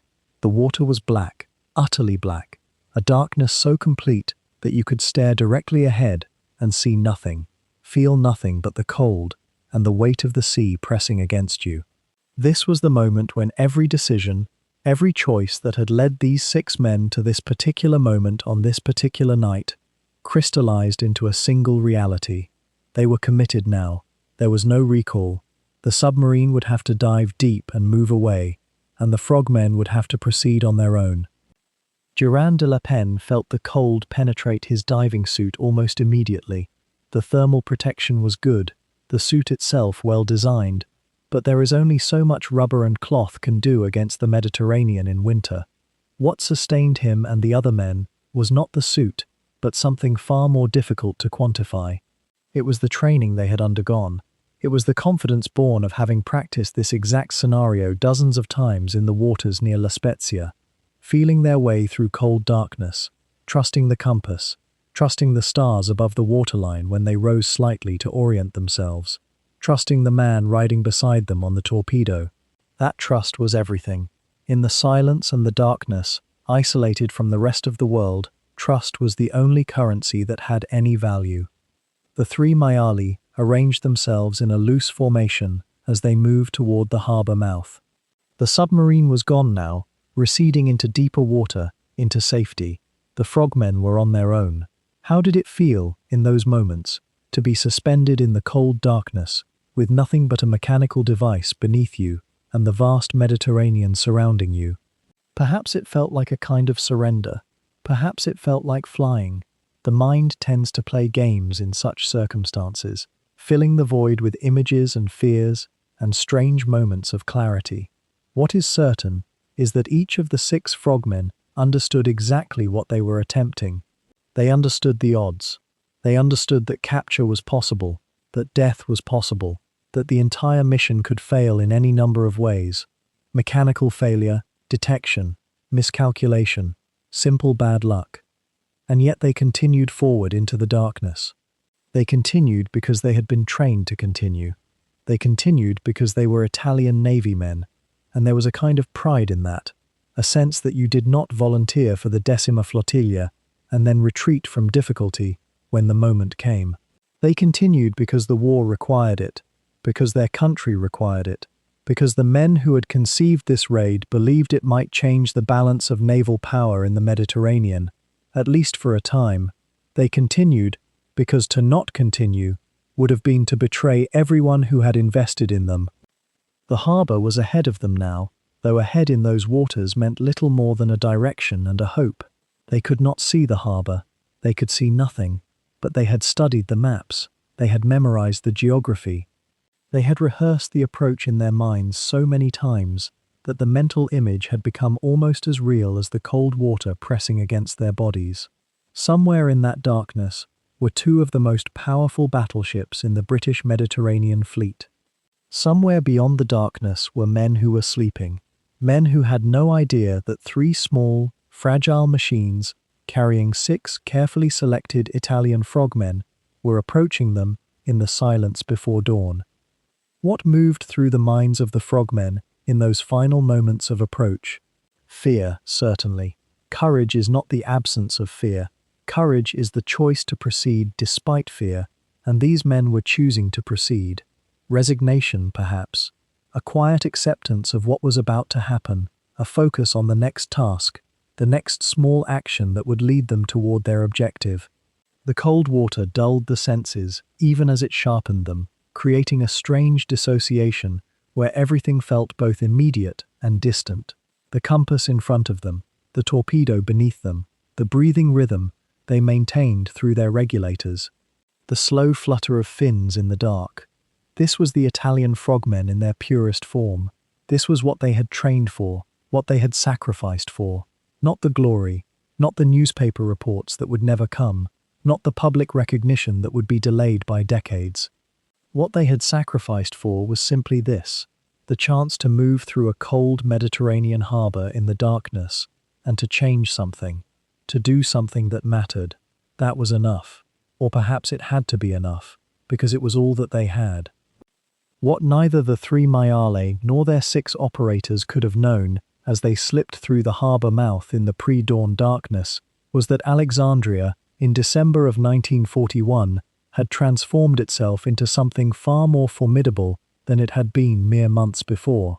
The British had learned hard lessons from earlier torpedo attacks, and they had begun, with that characteristically methodical patience of wartime engineering, to fortify their most precious anchorage into something approaching a floating fortress. The harbour itself had become a labyrinth of steel and vigilance, a place where a single submarine or midget craft should, by any reasonable calculation, have been detected and destroyed long before reaching striking distance of even a minor merchant vessel, let alone the battleships that lay at anchor like sleeping giants. The anti-torpedo nets, which formed the first invisible wall around the anchorage, stretched between concrete moorings like an enormous spider's web designed to catch mechanical prey. These nets, constructed from heavy wire mesh, hung suspended from floats in a configuration that forced any approaching torpedo to either lodge itself within the strands or expend precious fuel and time navigating around them. The British had positioned them at varying depths, creating a 3-dimensional barrier that covered the approaches to the inner harbour. For a human torpedo pilot, moving at perhaps only 4 knots through the darkness, these nets represented both a physical obstacle and a psychological trial. There was always the possibility of becoming entangled, of finding oneself trapped in the cold water with no means of escape, watching your oxygen meter tick slowly towards zero. It was the sort of fear that did not require imagination to conjure, because it was eminently real. Beyond the nets, patrol boats maintained a constant, though perhaps not entirely vigilant, presence throughout the evening hours. These were swift motor launches, armed with depth charges and small-caliber guns, meant to deter or destroy anything that moved through the water with hostile intent. The patrols operated according to established schedules, routes that had grown familiar over weeks of repetition, and on this particular night, the watchfulness of these crews seemed somehow to falter in a way that could only be attributed to chance, or perhaps to that peculiar lassitude that settles over military personnel when months pass without incident. The human mind is not equipped to maintain heightened alertness indefinitely. Suspicion fades, routines become rote, and in that softening of attention, space opens for the unexpected to occur. Yet there was another element at work in those hours, something that would have seemed, to an observer who did not know the future, to be a stroke of remarkable fortune. The British ships themselves, the very vessels that constituted the prime targets and the reason for this entire desperate enterprise, were not remaining stationary in the harbour, as the Maiali pilots had been led to expect. Ships of war do not simply rest at anchor for weeks on end, immobile and predictable. They move, they come and go, they adjust their positions, and on this December night, as 3 human torpedoes made their slow passage through the harbour approaches, several of the British heavy units were in the process of entering port, returning from operations in the eastern Mediterranean. The waters were consequently more crowded than they might otherwise have been, and this crowding, this bustling traffic of larger vessels maneuvering into their assigned positions, created a kind of cover that the Italian Frogmen had not anticipated, but which nonetheless served their purposes perfectly. The very activities that were meant to protect the harbour, the movement of escort vessels, the manoeuvring of the capital ships themselves, the issuing of orders and the adjusting of moorings, and the overall activity attendant to receiving a returning naval squadron, generated noise in the water, confusion in the acoustic environment that surrounded the harbour. Hydrophones, which might otherwise have detected the distinctive mechanical sound of approaching torpedoes, were obscured by the sounds of the ship's own propellers, by the rumble of anchor chains, by the ordinary cacophony of a working naval installation. It was as though the harbour had, through the very act of preparing to receive and secure its own vessels, inadvertently created the conditions that would allow an enemy force to operate within its waters almost undetected.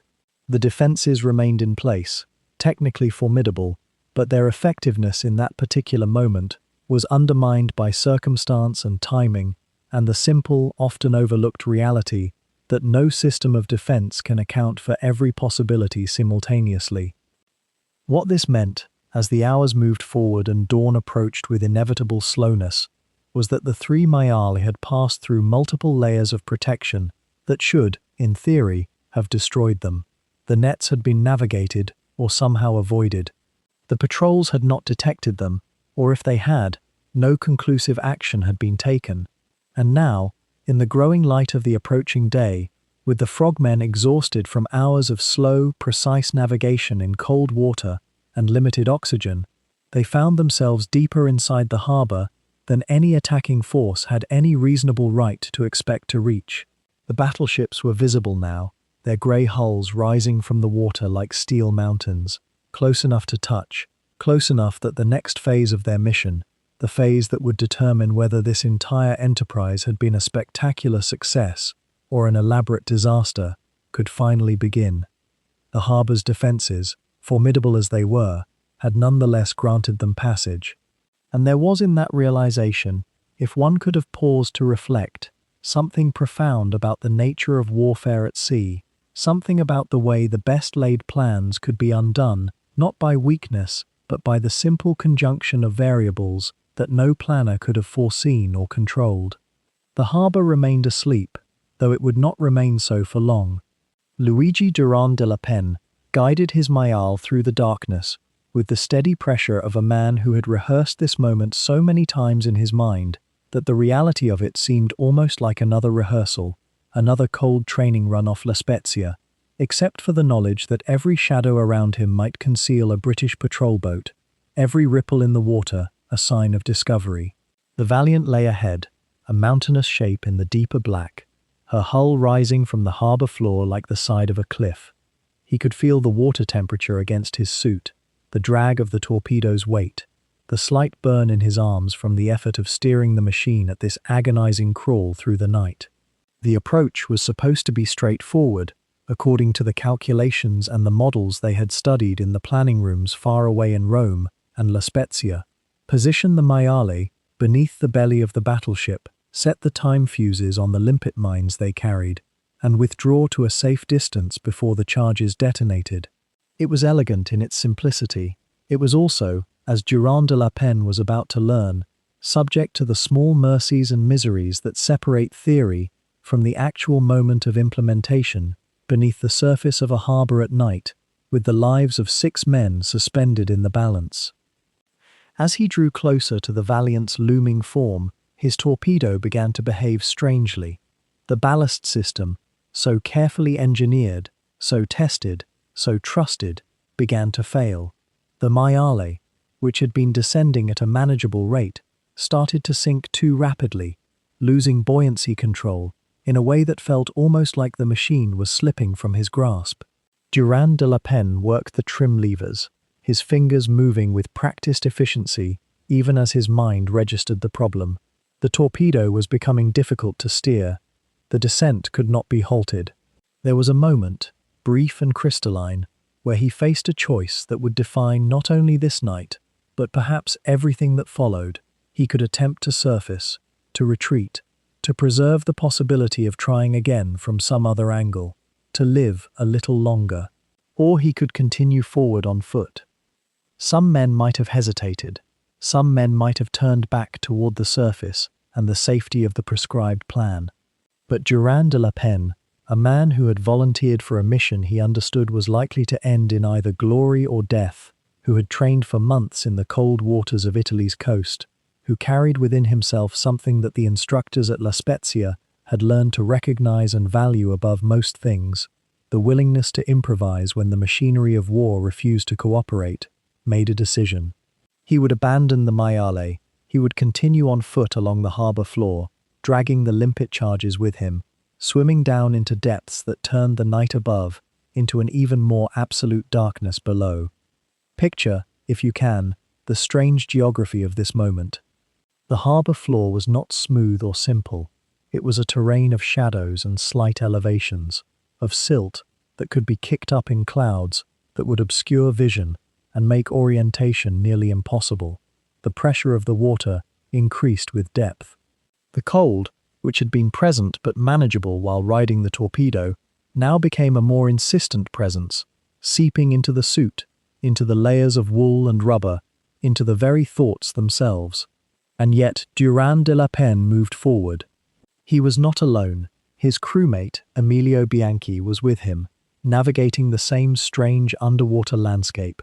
The 2 men tethered to each other by more than just proximity, bound by the understanding that they had already committed to the depths, and the only way out was through. The Valiant above them was a ship of enormous proportions. On the surface, she was a battleship of 5,000 tons, bristling with guns, crewed by hundreds of men who slept unaware that 2 figures in rubber suits were making their way across the harbour floor beneath them. But from below, from the perspective of a man swimming in near-total darkness, with nothing to guide him but the faint sense of the ship's bulk overhead and the memory of photographs studied in briefing rooms, she was almost abstract. A presence, a weight, a shadow. There was something deeply strange, almost dreamlike, about the act of swimming toward an enemy warship in the dark, propelled not by motors or machinery anymore, but by the simple, repetitive movements of arms and legs, by will and breath control, and a kind of stubborn refusal to accept that mechanical failure should be allowed to determine the outcome of months of preparation. The cold water of Alexandria Harbor had a particular quality to it. It was not the icy shock of northern waters. It was cooler than the surface temperature, more insistent in its way, almost cajoling, almost gentle in how it worked its way into the mind and the muscles.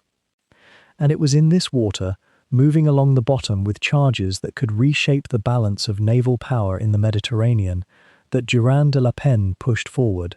His thinking must have been extraordinarily focused, winnowed down to a series of essential facts: find the hull, attach the charges, set the timers, move away. Everything else, fear, doubt, the strangeness of the situation, the weight of history that was about to be made, had to be set aside, as irrelevant as the surface world above. And then he found it. The hull of the Valiant materialized in the darkness, or rather the sensation of it, the texture of the barnacled metal beneath his gloved hands. It was real, it was solid, it was exactly where it was supposed to be, and in the moment of touching it, months of uncertainty and preparation collapsed into a single point of purpose. The limpet mines, which had been carried with such difficulty through the water, which represented so much engineering and hope and risk, could now be placed. The mechanism that had failed could be forgotten.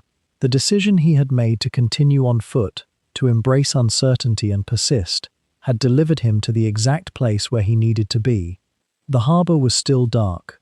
The Valiant was still asleep. And in the stillness of that underwater darkness, Luigi Duran de la Pen set about his work. While de la Pen struggled in the depths with his failing machine, another pair of rubber-suited figures moved through the same dark water with a different fate entirely. Antonio Marseglia and his assigned partner, Spartaco Shergat, had guided their maiale through the anti-torpedo nets with practiced precision, and as the night deepened over Alexandria Harbor, they were navigating toward the massive silhouette of the battleship Queen Elizabeth. The darkness was nearly absolute now, broken only by the faint phosphorescence of disturbed water and the distant, muffled sounds of the harbor's nighttime routines. In those moments beneath the surface, time seemed to move differently. A minute stretched into something longer, more contemplative, as the two men breathed through their apparatus and communicated through the gentlest touch of hand signals, a language born from weeks of training and trust in the cold waters off La Spezia. The Queen Elizabeth was a ship of terrible proportions, a King George V class battleship, one of the crown jewels of the Royal Navy's Mediterranean fleet. She displaced over 35,000 tons, her hull an expanse of steel that stretched more than 700 feet along the seabed. To a man riding a human torpedo in the darkness, approaching her must have felt like approaching a floating mountain, a steel fortress that seemed to grow larger with each meter of forward progress through the water, and yet, from the perspective of those watching from the harbor's surface, these two men were invisible. They moved like ghosts through a domain that belonged neither to sea nor to sky, suspended in that strange realm of silence and pressure that lay between. Marseglia had trained for this precise moment, across hundreds of dives and rehearsals. He knew the approach angles, the depth required to pass beneath the anti-submarine booms, the exact geometry of the Queen Elizabeth's hull below the waterline, but knowledge and training could only prepare the mind so far. The reality of it, the actual sensation of being here, now, in enemy waters beneath an enemy ship in the absolute darkness, carried a weight that no simulation could fully capture. The cold bit through the rubber suit, a constant presence, a reminder that the body was engaged in something that nature had not designed it for. And yet there was also a strange, clarifying beauty to it. The absolute commitment required, the focus, the narrowing of consciousness to this single task and this single moment. As they approached the hull, Marseglia began to slow the Maiale's forward momentum, bringing the machine into a careful hover. The Queen Elizabeth's hull rose above them like a dark cliff face, and the two men began the delicate work of repositioning themselves. The limpet charges were mounted on the Maiale's frame, cylindrical explosive packages designed to be carefully extracted and placed manually by a swimmer. Marseglia signaled to Shergat, and the two men began the painstaking process of detaching the first charge. In the absolute blackness, working by touch alone, guided only by memory and muscle memory honed through countless training repetitions, they removed the charge from its mounting. The process required extraordinary precision. There was no room for fumbling, no possibility of lighting a lamp or striking a match to see what they were doing. Everything was executed through the dialogue of touch between the two men and the material itself. Once the charge was free, Marseglia held it against the ship's hull, positioning it carefully at the calculated point. The limpet mines were designed with magnetic feet, but the attachment process was not instantaneous. There was a moment of vulnerability as the charge needed to make contact with the steel, needed to settle into place, needed to hold firm. In those seconds, Marsalia would have felt his heartbeat in his ears, would have been acutely aware of every dimension of risk. And then, the charge held. It adhered to the hull with a faint, almost imperceptible vibration. One was in place, one was secure. One piece of the vast machinery of destruction was now positioned, waiting. The two men worked through the attachment of the second charge with the same careful deliberation. Time had become an abstraction. They could not check their watches in any meaningful way. They could not know exactly how much air remained in their apparatus, or how much time had truly elapsed. There was only the work, and the water around them, and the immense presence of the ship above. The second charge secured itself against the hull as well, and now the Queen Elizabeth carried within her the seeds of her own destruction, though no alarm had sounded, no alarm could sound. The ship remained on alert in the normal way, her crew unaware that swimmers moved in the darkness beneath her, that the very geometry of her safety was being rewritten with each passing moment. With both charges attached, Marsalia and Shergat began the delicate process of extracting the Mayali from beneath the ship. They could not rush, could not thrash, or panic. To do so would be to risk detection, to risk noise that might carry through the water and alert the harbour patrol boats. Instead, they moved with the same deliberate precision they had employed during the approach, backing away from the hull with measured movements, allowing the machine to descend slightly as they guided it away from the Queen Elizabeth's surface. The ship's mass gradually seemed to diminish above them, though in reality it was only that they were moving away from it, returning to the vast and empty darkness of the harbour itself. One might wonder, in those moments after the charges were placed, what thoughts moved through Marsaglia's mind. Did he feel exultation, relief, the weight of what he had just accomplished? The frogmen were trained soldiers, men schooled in the necessity of their mission, in the strategic importance of what they were attempting, and yet they were also human beings, moving through an environment hostile both to the body and the soul, having just completed an act of sabotage against a defended military installation.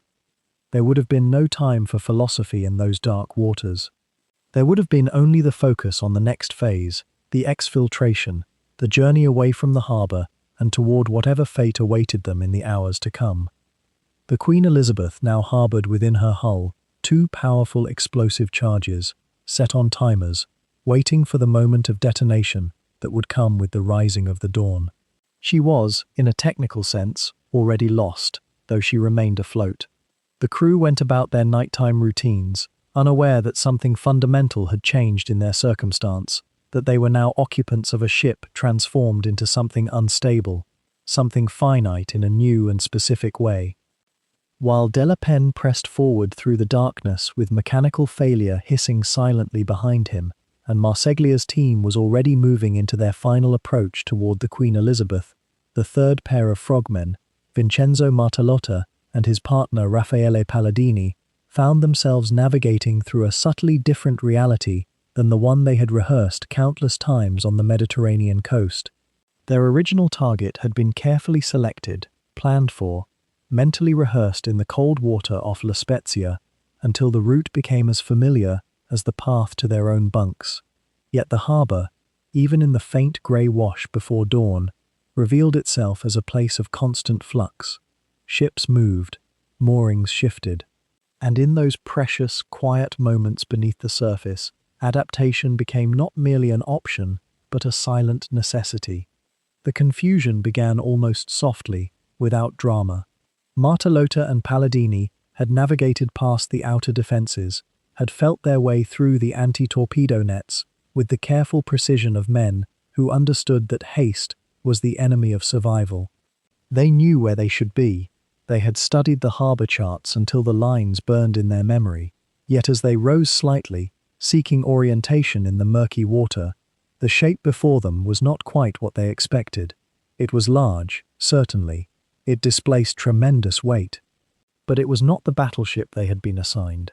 What rose before them Gradually resolving in the grey pre-dawn dimness was a tanker, the San Giorgio, an Italian supply ship that had somehow become a legitimate British prize, now anchored and waiting for dawn with all the vulnerability of an enemy vessel in a captured harbour. Here was the moment that separated the merely trained soldier from the operative who could think beneath pressure. Della Pen, several hundred yards away, was already solving an impossible equation with his hands.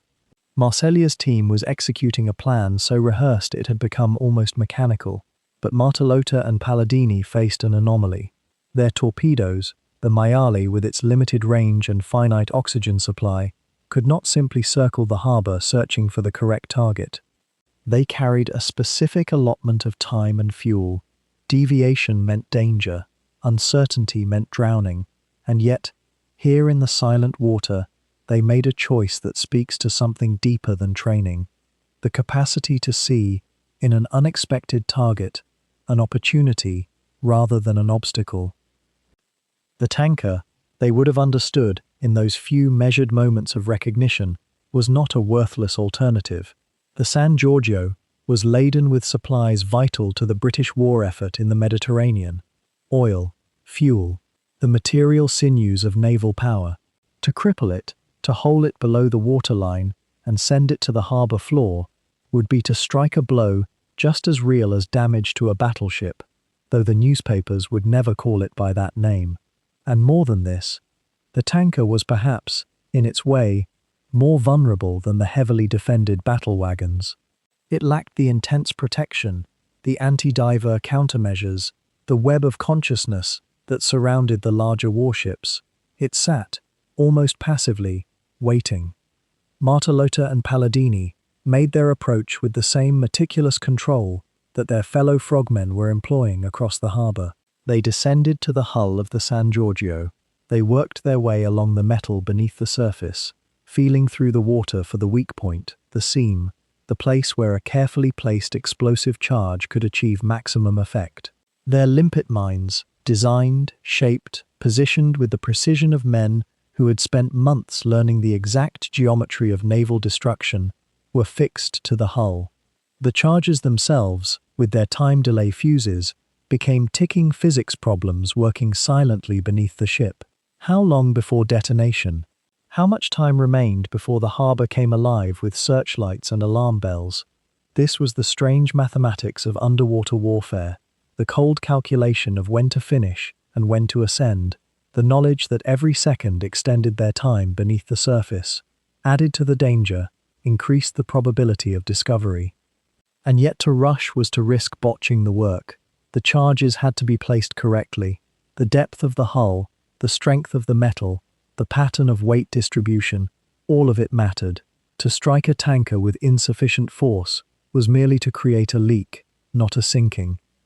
And so they worked, with the deliberate slowness of men who understood that precision could not be hurried, even as the darkness around them was beginning, almost imperceptibly, to thin. The adaptation that Martellota and Palladini performed in those moments beneath the San Giorgio carried a particular kind of courage. It was not the courage of men charging into battle, shouting and burning with adrenaline. It was the courage of men thinking clearly while drowning slowly, making irreversible decisions in an environment where reversal was impossible. They could not surface to discuss their options. They could not send word to Della Pen or Marseglia asking what they should do. There was only the water, the hull, the charges, and the slowly sharpening question of whether this unknown tanker was worth the expanded risk, the shortened timeline, the additional minutes that would now be eaten by their revised approach. Perhaps there was something almost meditative in the decision itself. The harbour had presented them with a different problem than they had trained to solve, and they had solved it not through panic or rigid adherence to a plan that no longer fit reality, but through the kind of flexibility that separates professional soldiers from conscripts. They accepted the tanker. They planted their charges with the same care and precision they would have employed on their original target. And then, with their work complete, and the harbour beginning to pale toward the false dawn that precedes true daylight, they began the careful work of withdrawal. What is striking, in the historical record, is how little fanfare surrounds this moment. The moment when one team of frogmen simply adapted and continued. There are no surviving accounts from Martalotta or Palladini themselves describing their thoughts in that moment of recognition when they realized their target was wrong. We can infer their calm from their actions. We can sense their professionalism from the fact that they completed their mission despite the deviation, but the inner experience remains private, locked away in the silence of the Mediterranean, unknowable. Perhaps that itself is the truest measure of what they were, men for whom calm improvisation under impossible pressure was simply part of the texture of duty. There was no heroic monologue, no moment of decision captured in words. There was only the work and the silent choice to continue. The water that had carried them so close to victory now became the medium of their undoing. As dawn began its slow arrival over Alexandria, spreading pale light across the harbor's surface, the frogmen found themselves moving not through the depths, but toward the docks, toward capture, their rubber suits clinging to skin still cold from hours submerged.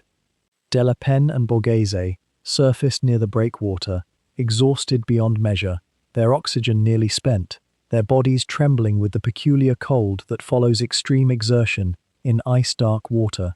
They knew what awaited them. The British Navy did not take kindly to saboteurs found in its harbours, and yet there was a strange calm in the acceptance of it, a fatalism that had perhaps always lived in the heart of this mission from the very beginning. The capture itself was almost mundane in its execution. British sailors, alert now to the possibility of intruders, spotted the two frogmen clambering onto the dock. There was no dramatic chase, no gunfire, or hand-to-hand struggle of the sort that might elevate the moment to myth. Instead, there was simply the overwhelming numerical superiority of an entire naval base, the inevitability of being surrounded, the quiet surrender that comes when resistance becomes not courage, but mere prolongation of suffering. De La Pen and Borghese were taken into custody, their rubber suits peeled away, their bodies wrapped in blankets, as British officers began asking the questions that would shape the next hours and days of their lives. Marsilia and Shergat were found similarly, retrieved from the water near Queen Elizabeth after hours of hiding, their strength finally exhausted, their minds focused now on survival rather than escape. And Martalotta, too, found himself in the hands of men who had every reason to view him not as a soldier, but as a saboteur, a terrorist, a threat to the integrity of His Majesty's fleet.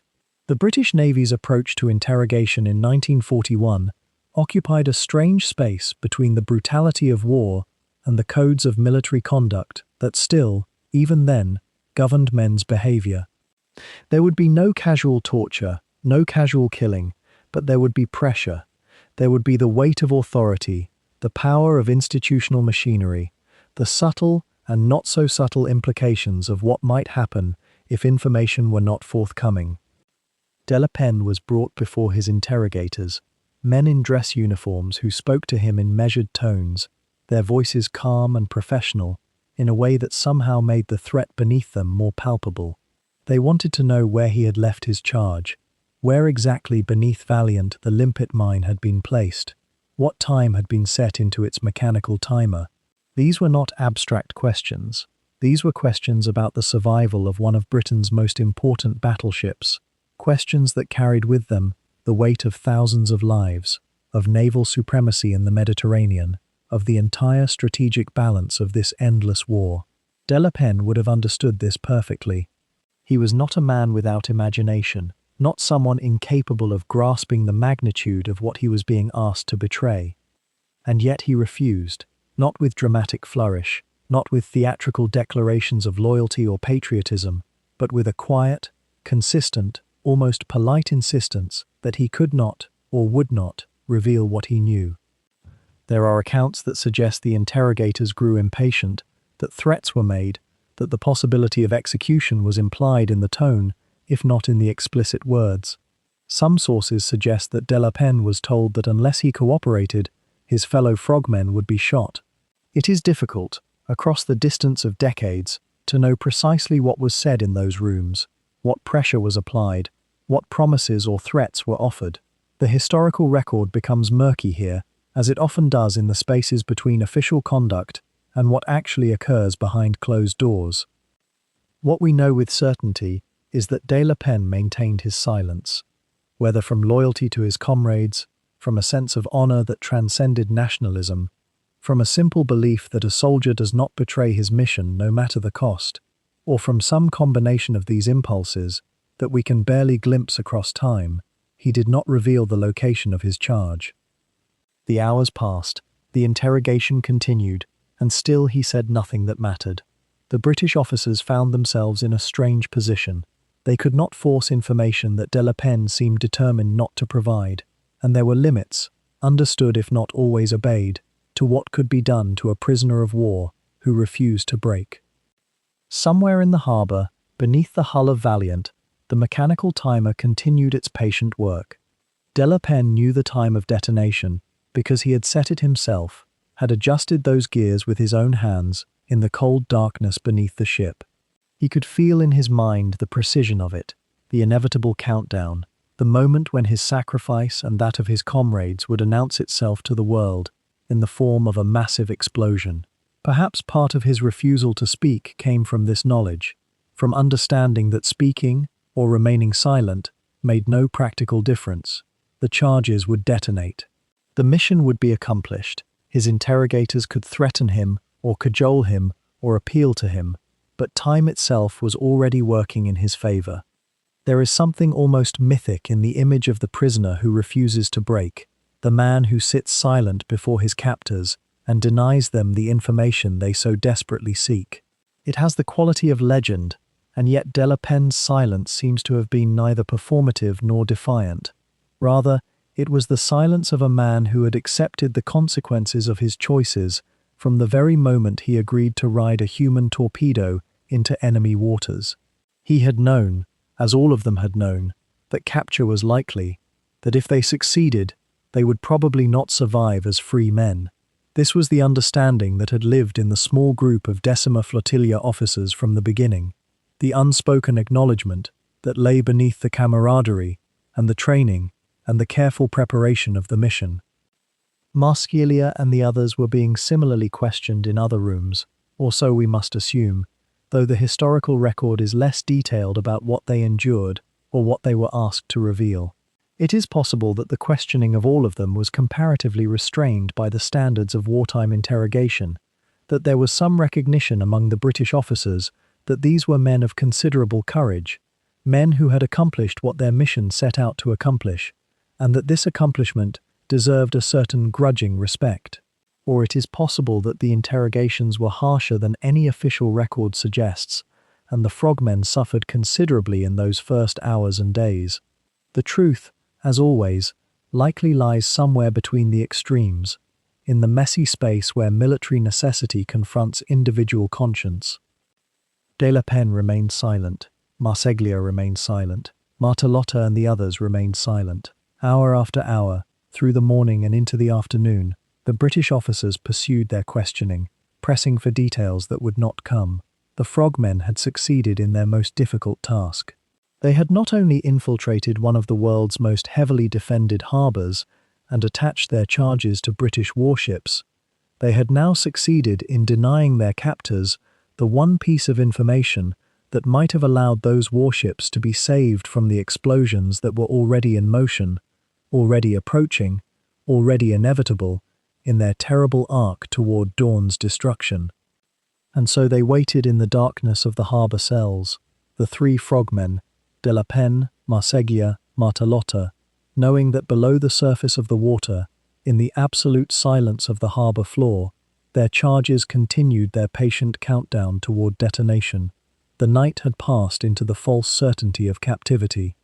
They had been taken, questioned, moved from room to room by British officers who seemed almost courteous in their interrogation, almost apologetic about the whole affair. De la Pen refused to speak, his lips sealed on the question of where, precisely, his charge had been planted. The British suspected they knew. They had divers in the water now, searching, but the harbour's depths held their secrets still. Then, as the Mediterranean dawn began to gather, that peculiar lightening of the sky that happens before the sun itself appears, when the world seems to hold its breath between night and day. Something changed in the quality of the water. Something shifted in the suspended moment before violence announces itself. The first explosion came at 5:58 in the morning, a muffled detonation that felt less like sound and more like the world itself clearing its throat. Those who were awake heard it as a distant rumble. Those who were sleeping felt it as a tremor traveling up through their bunks, through their bones, a vibration that seemed to come from everywhere and nowhere at once. And then the water itself rose, not in a dramatic column as one might imagine, but in a slow, heavy upheaval, a lifting of the entire harbor, as though something immense was stirring beneath it, waking from a long sleep. The Queen Elizabeth, that magnificent battleship that had stood for so long as a symbol of British naval supremacy in the Mediterranean, shuddered. Marseglia's limpet charge, attached patiently to her hull in the darkness, detonated with a force that nobody on deck had anticipated would come from such a small device. The charge was nowhere near large enough to sink a battleship by conventional standards, but the ocean has its own physics. Water, incompressible, transmits force with perfect fidelity, and the explosion sent a shock wave through the harbor that was felt by every ship, every man, every floating thing, for miles around. The Queen Elizabeth was lifted. Literally, fractionally lifted. And in that lifting, her hull was torn. Not from above, which is how ships are usually damaged in war, but from below, from the most vulnerable place, the place where all those watertight compartments meant nothing, because the force came from outside the armor, from the very element the ship was meant to float upon. Water began to pour in, not in a catastrophic rush, but in a steady, inevitable flood. The battleship began, almost imperceptibly at first, to settle.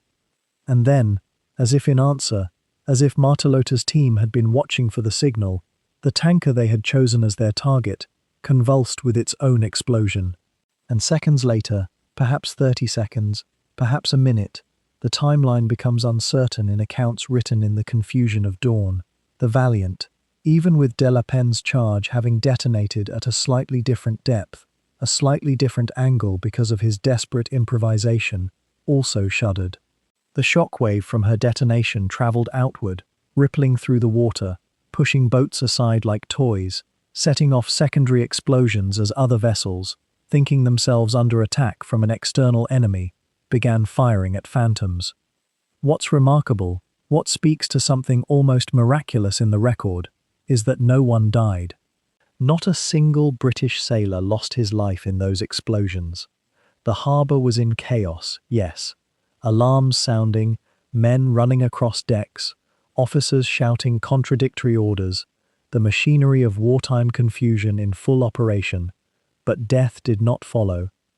The Queen Elizabeth sank, yes, but she sank slowly, settling to the harbor floor in relatively shallow water, where her superstructure remained above water and her crew was able to escape.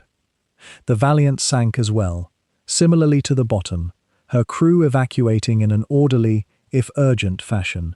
The tanker took on water but did not go down, the harbor filled with smoke and steam and the sound of chaos. Yet when the confusion settled, when the dust, if dust could settle on water, had cleared, the accounting showed a peculiar mercy, no lives lost. The British officers who had been questioning de la Penne heard the explosions from where they held him. They felt the concussion travel through the building, and in that moment, they understood what he had already known, that he had succeeded. That 6 men in rubber suits, armed with nothing but ingenuity and an almost incomprehensible courage, had done what all the Italian Air Force and Italian surface vessels and Italian submarines had failed to do. They had crippled the British Mediterranean fleet. But the nature of this success was strange, wasn't it? Unusual in the history of naval warfare. The ships were not destroyed, they were merely sunk. They did not sink with great loss of life. They sank with something approaching grace, with their crews escaping, almost as if they had been given warning, given time, given the space to leave. It was a victory, certainly, but it was a victory so quiet, so precise, so almost surgical in its execution, that it seemed to operate according to different rules than conventional warfare. 2 battleships lay on the harbor floor. Thousands of tons of naval capability had been rendered inoperable. And yet the harbor itself, the water, the air, they seemed almost as calm as they had been before, as though violence had occurred and then been gently absorbed back into the ordinary world. The shockwaves from those explosions would travel far beyond Alexandria. They would reach Rome, where Italian high command would receive the news with a mixture of jubilation and disbelief. They would reach London, where the implications would be understood in ways that the British public would never be allowed to fully grasp. They would reach Washington, where American naval planners would take careful note of what a few men with determination and strange machines could accomplish.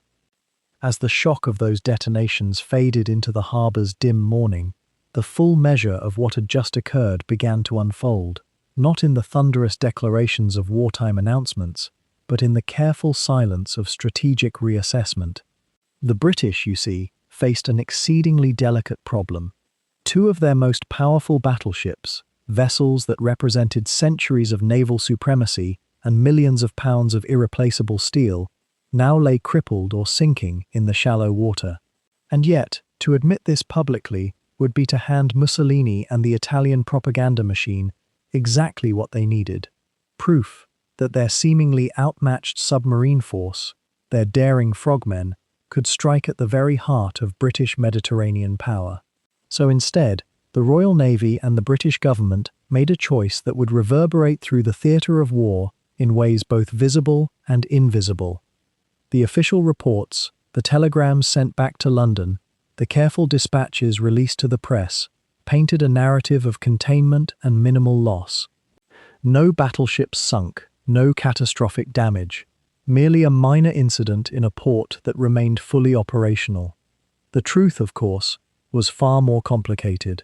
The Queen Elizabeth lay in the harbor, taking on water, her internal compartments flooded, her fighting capability reduced to almost nothing. The Valiant, though salvaged more quickly, would require months of repairs that could not be conducted in any Mediterranean dockyard under threat from the Luftwaffe. She would have to be sent to America, a journey that would remove her from service for the better part of a year. A third vessel, the oil tanker Sagona, damaged in Martellota's attack, would also require extensive reconstruction. And yet, across radio channels and through official channels, the word went out. The threat had been minimal, the damage contained. The British Mediterranean fleet remained unchallenged. Why would they do this? Why would the British choose to conceal, rather than publicize, a stark reminder of their continued dominance? The answer lies in the hidden mathematics of wartime perception. During 1941, with the Battle of the Atlantic still raging and Japan's intentions in the Pacific still uncertain, the appearance of British invulnerability in the Mediterranean was itself a form of weaponry. If Hitler believed the British Mediterranean fleet to be invincible, then perhaps he would be less inclined to commit resources to North Africa. If the neutral nations bordering the Mediterranean saw Britain as unshakable, they might be more cautious in their alignment with the Axis. The visible strength of your navy can be as important as the strength itself, perhaps more so. But there was another reason, one that emerges when you consider the longer arc of the war. The British understood something that took longer for others to grasp. This raid was not an aberration. It was a harbinger. The Decima MAS had demonstrated that a small, dedicated, ingeniously equipped force could accomplish what entire fleets and air wings could not. And if the Italians could do this, what might others learn from their example? The implications were staggering.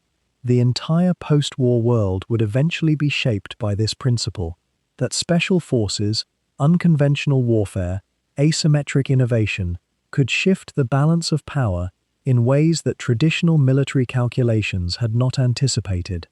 So the British maintained their public facade, while, in private, conducting a thorough and unsettling reassessment of their Mediterranean strategy. Admiral Cunningham, commanding the Mediterranean fleet, knew what had happened. The Admiralty in London knew what had happened. But the German High Command, the Italian Navy, and the watching world were told a different story. This asymmetry of knowledge became itself a strategic advantage, though a costly one. It meant that the British had to quietly rebuild their defences, had to develop new anti-frogmen tactics, had to invest in novel forms of underwater detection and port security, all while pretending these measures were merely routine improvements. The raid's true strategic consequence, therefore, was not immediately visible in battle reports or casualty figures. It was visible instead in the slow, methodical evacuation of certain vessels from Alexandria, in the reinforcement of harbour defences, in the shifting of supply lines, and in the quiet conviction that would begin to spread through naval circles around the world, that the age of the battleship as the supreme expression of sea power might be waning. Not because of air attack or superior gunnery, but because of 6 men with courage, engineering know-how, and rubber suits. In the Mediterranean particularly, the raid's consequences rippled outward in ways that would take months or years to fully manifest. The Italian Navy, emboldened by its success, would attempt the Decima flotilla against other targets. But more importantly, other nations, watching, learning, absorbing the implications, would begin to invest in their own specialized underwater forces. The Germans would accelerate their development of frogmen units. The Allies would eventually establish their own. What had once been viewed as a curious Italian experiment, an eccentric branch of an already struggling navy, was suddenly revealed as a genuinely transformative form of warfare. The battleship herself was becoming obsolete, though few wished to admit it. For 100 years, the capital ship had been the arbiter of naval supremacy. The battleships of Nelson and Trafalgar gave way to the dreadnoughts of Jutland, and Jutland's survivors evolved into the mighty vessels that now lay damaged in Alexandria's harbour. Yet here was the peculiar irony. They had not been sunk by enemy battleships, nor by aircraft in pitched aerial combat, but by 6 men. The symbolic weight of this was not lost on military thinkers of the era, though it would take decades before the full implications were widely accepted. Consider the chain of consequences that began to unfold, almost invisibly at first. With 2 major battleships temporarily or semi-permanently removed from service, the balance of naval power in the Mediterranean shifted. Britain could no longer maintain the same level of surface dominance it had previously enjoyed. This meant that Italian supply convoys to North Africa, though still hunted and depleted by Allied forces, faced slightly reduced opposition from British capital ships. It meant that German U-boats operating in the Mediterranean, already formidable, had a fractionally better chance of operating against weakened escort forces. It meant that the entire strategic situation in North Africa, where Montgomery and Rommel were engaged in their grinding struggle, was subtly altered by what 6 frogmen had accomplished beneath the surface. The British, for their part, had to accept a painful truth, that their Mediterranean fleet, once the symbol of imperial reach and eternal power, could be wounded by an enemy they had considered, in some ways, defeated. The Italian Navy was not capable of winning naval battles through conventional means, but the Italian Navy was capable of innovation, of striking where the enemy felt safest, of demonstrating that courage and creativity could compensate for material inferiority. And this, perhaps, was the most unsettling strategic consequence of all. It meant that the war would not be decided by tonnage and firepower alone, but by imagination, daring, and the willingness to accept asymmetrical risks. And yet, in the aftermath of those silent explosions, something unexpected emerged from the wreckage and the interrogation cells.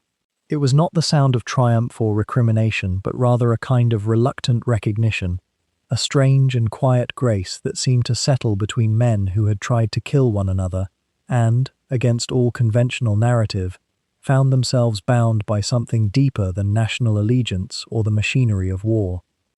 Luigi Duran's de la Pen, after his capture, found himself imprisoned aboard the very ships his comrades had just mortally wounded.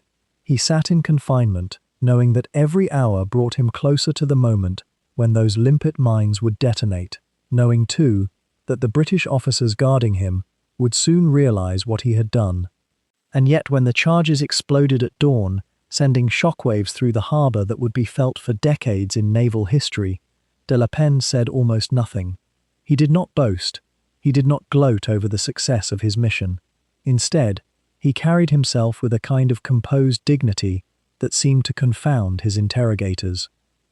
Admiral Andrew Cunningham, the British naval commander whose fleet had just suffered one of the most mortifying defeats of his career, might have been expected to regard this Italian frogman with contempt or cold fury. These were men who had slipped through his defences with almost insulting ease. They had maimed two of his most powerful battleships without losing a single man to combat. They had exposed the vulnerabilities in systems he had trusted, in protocols he had refined, and yet when Cunningham finally came face to face with de la Penne, something shifted in the temperature of their encounter. There are accounts, some documented in the Admiral's own papers, and others preserved in the memories of those who witnessed it, that Cunningham regarded the frogman not as a defeated enemy to be broken, but as a professional peer, a soldier who had executed his duty with exceptional courage and skill. One might wonder what passes between two such men in that moment. What recognition does one warrior extend to another when all the violence has been done and only the human remainder sits across from him? Perhaps it is easier to respect those who have proven themselves capable of extraordinary things than to despise them. Perhaps there is a language that exists only between men who have risked everything in the service of something larger than themselves, a language that transcends nationality or ideology. De la Penne, in his interrogation, refused to disclose the precise location of his limpet charge even under pressure. Even knowing that the mine had already detonated, and that his silence could no longer serve any tactical purpose, he maintained his composure. He would not humiliate himself by capitulating to coercion, nor would he betray the kind of calm resolve that Cunningham seemed to recognize, and, in some curious way, to honor. There was in this a kind of negotiation conducted entirely without words, a mutual acknowledgement that certain things, the things that made men willing to ride a torpedo into enemy waters, could not be extracted through threats or promises. The British admiral ordered that de la Penne be treated with respect befitting an officer. He was not tortured, he was not degraded, he was held, yes, but held as a prisoner of war rather than as a criminal. This distinction might seem small to the modern ear, but in the context of 1941, when the norms of conduct were still being written and rewritten daily, it was significant. It suggested that Cunningham had chosen to wage a different kind of conflict in this particular moment. Not one of dominance and punishment, but one of acknowledgement and propriety. What is perhaps most striking about this strange relationship is how little it depended on dramatic gestures or grand declarations. There were no speeches. There were no ceremonial moments of mutual respect framed for history. Instead, there existed what might only be described as a quiet understanding, something that operated in the realm of glances exchanged across a room, in the tone of voice used when asking questions, in the small choices about how a prisoner might be treated that only a man in power could make. De la Penne would survive the war, and his relationship with those who had captured him, while not exactly warm, carried a certain gravity and mutual regard that outlasted the conflict itself. He became, in some ways, a bridge between nations that had been trying to annihilate one another. There was in him no bitterness toward Cunningham, no sense of betrayal for having been treated fairly even in defeat, and the admiral, for his part, never seemed to forget the competence and dignity of the man who had so thoroughly outmaneuvered him. This phenomenon of chivalry within war, of restraint exercised in moments when restraint was optional, appears throughout history, but is rarely examined with the depth it deserves. One might ask whether courage in combat requires a certain kind of moral clarity, and whether men who risk their lives expect to be met by others who understand what that risk means. Perhaps in the moment when de la Penne refused to break under interrogation, and Cunningham chose not to break him, they were enacting something ancient, a code that transcended the particular conflict that had brought them together. The frogman's quiet heroism was not diminished by his capture. If anything, it was completed by it. He had done what he set out to do. He had done it with skill and with extraordinary personal courage, and in being defeated, he was met not with vindictive punishment, but with the kind of recognition that only a worthy opponent can truly offer. The harbour at Alexandria would be rebuilt. The ships would be raised and repaired or scrapped. The strategic implications would be calculated and recalculated by naval historians for generations to come. But perhaps the most enduring legacy of that raid was not measured in tonnage or tactical advantage at all. It was written instead in the small, almost invisible space between captor and captive, between men who had sworn allegiance to different nations, but who recognized in each other something that mattered more than the uniforms they wore. The men who had engineered the greatest underwater raid in modern naval history now found themselves prisoners, and the journey that lay ahead of them would prove in many ways as harrowing as the one they had just completed. Luigi Duran de la Penne, Antonio Marceglia, and Vincenzo Martellotta were taken into custody immediately after their capture, their wetsuits still clinging to their skin as they were processed through the British military apparatus, separated from one another in the way that captors often separate men who share dangerous secrets.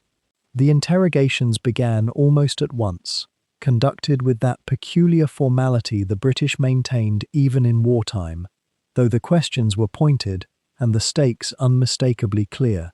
The officers questioned were keen to understand precisely what had happened in the harbour, how the attack had been coordinated, and most pressingly, whether there were additional explosives still in place that might threaten the naval installation and the men stationed there.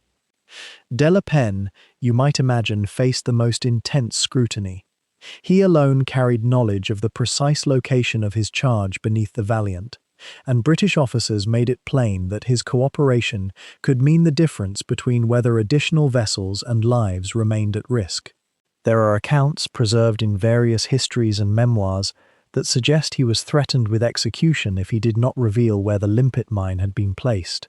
Yet he remained steadfastly silent, even when the pressure mounted, even when the weight of potential consequences pressed against him with all the force that a military interrogation can exert. It was not bravado or romantic defiance, but rather a quiet, almost stoic refusal. One might wonder what sustained him in those moments, what inner resolve allowed a man already exhausted from his ordeal to withstand further psychological torment. Some sources indicate that he was aware the charge would detonate whether he spoke or not, that remaining silent cost him nothing but preserved his honor and the integrity of the mission he and his comrades had undertaken.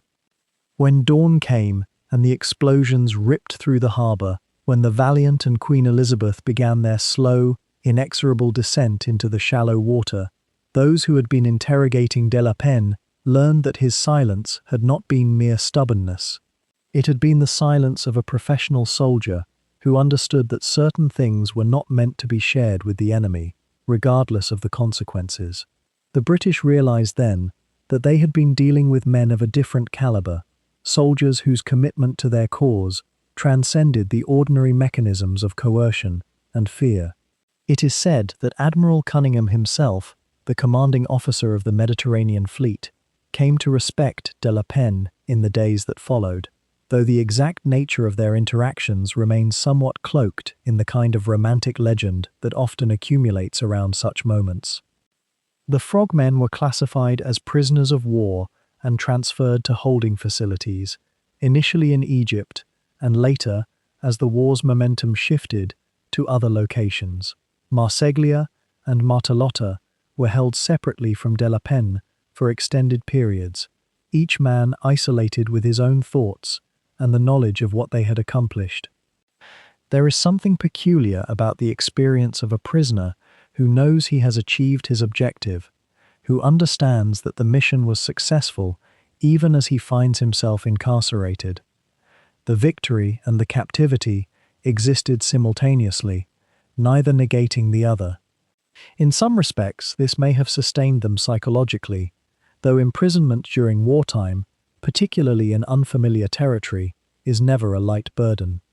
As the war progressed and the years accumulated, The men's circumstances changed in ways both subtle and profound. The Geneva Conventions provided them with certain protections, and the British, despite the audacity of the raid they had suffered, generally observed the standards expected of professional military forces. The frogmen were neither tortured nor mistreated in the systematic way that prisoners in other theatres of war sometimes were, though the mere fact of imprisonment, the loss of freedom, the separation from their homeland and families, constituted its own form of suffering. Letters from home came sporadically, delayed by the mechanisms of wartime mail, sometimes arriving months after they were written, sometimes arriving to find that circumstances at home had changed drastically. Durand de la Penne spent much of his captivity in a camp in Kenya, far from the Mediterranean he knew, in a landscape entirely foreign to him. Marsilia and Martalotta experienced different camps in different locations, their paths diverging in ways that reflected the random brutality of wartime administration. Yet remarkably, given the separation, the three men would later reconnect and maintain bonds of friendship that persisted throughout the remainder of their lives. There is something profound about shared danger, shared purpose, and shared sacrifice that creates connections that transcend ordinary friendship, that endure across decades and through radically changed circumstances. The men who had ridden the Maiale through Alexandria Harbor remained bound to one another in ways that would define their later years. When the war finally concluded in 1945, the frogmen faced the uncertain terrain of what came next. Italy was defeated, occupied, and in a state of profound upheaval. De la Penne, like many Italian military personnel, faced questions about collaboration, about choices made during the fascist period, about what loyalty meant in a nation that had shifted beneath its feet. He had served the Regia Marina with distinction and courage, but Italy had aligned itself with Nazi Germany, and that fact could not be erased or rewritten. Yet his record of military service, his demonstrated bravery, and perhaps the very fact that his wartime activities had been so spectacular and so clearly distinct from the ideological apparatus of fascism itself, likely protected him from the kind of retribution that some Italians faced in the post-war period. The practical matter of release and repatriation unfolded gradually. Some sources suggest that the frogmen were among the last prisoners to be repatriated, held in detention longer than some of their comrades, as if there remained some lingering uncertainty about what to do with men who had demonstrated such dangerous capability. One can imagine the conversations in military offices, the bureaucratic questions about whether such men, once returned to a defeated and occupied nation, might somehow pose a continuing threat. Yet by 1946, most of the prisoners of war were being returned to Europe, and de la Penne, Marsilia, and Martalotta joined that long stream of humanity flowing homeward. The return to Italy in the post-war years was disorienting in ways that are perhaps difficult for us to fully comprehend now. The nation they returned to was not the one they had left, or rather, it was the same nation transformed entirely by years of war and devastation and the collapse of the old order. Families had been separated, cities had been bombed, economic systems had collapsed, and were being rebuilt from the foundations. The young men who had become heroes in the shadows of Alexandria Harbor returned to a country that was preoccupied with survival and reconstruction, where wartime heroics, even remarkable ones, were necessarily secondary to the urgent practical matters of feeding people and restoring basic infrastructure. De la Penne, in the years that followed his return, lived a life of considerable quiet dignity. He chose not to pursue a military career in the post-war Italian Navy, which was itself undergoing profound reorganization and reduction. Instead, he seems to have sought the kind of privacy and ordinariness that many soldiers who had seen extraordinary things found themselves craving. He married, established a family, and moved through the decades of the late 20th century with the kind of deliberate discretion that suggests a man who did not wish to be defined perpetually by his moment of greatest achievement. There is something admirable in that choice, in the refusal to trade on past glory, in the understanding that one's life encompasses more than a single action, however consequential. Marsiglia similarly rebuilt a life away from the public eye, though the bonds between the three frogmen remained strong. They would occasionally meet, would reconnect through correspondence, and would participate in the slower, gentler process of remembering and reflecting on what they had done. The decades of the 1950s and 1960s brought a kind of peace to Europe, a gradual healing that allowed men like these to step back from the roles war had assigned them. They aged as ordinary Italians aged, raised children, watched their nation transform and modernize, witnessed the extraordinary changes that the latter 20th century would bring.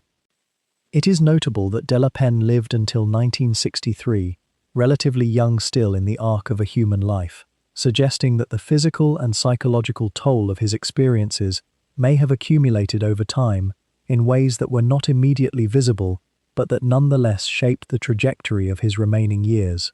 Marsiglia, by contrast, lived well into the post-war era, into the 1970s, allowing him to witness the consolidation of peace in Europe, the growth of the next generation, the solidification of the post-war order that his wartime actions had, in their own small way, helped to bring into being. Martellotta similarly lived into the post-war decades, far from the Mediterranean, far from the young man in the rubber suit who had guided a human torpedo toward an enemy vessel. What becomes clear, in reflecting on what happened to them afterward, is that the frogmen experienced the same arc that many soldiers experience, but with perhaps an intensified awareness of the gulf between what they had accomplished in their moment of action and the ordinary flow of daily life that necessarily follows. They had done something remarkable, something that would be studied and remembered, something that would live in historical records and military academies long after they themselves had passed into whatever quiet rests await us all.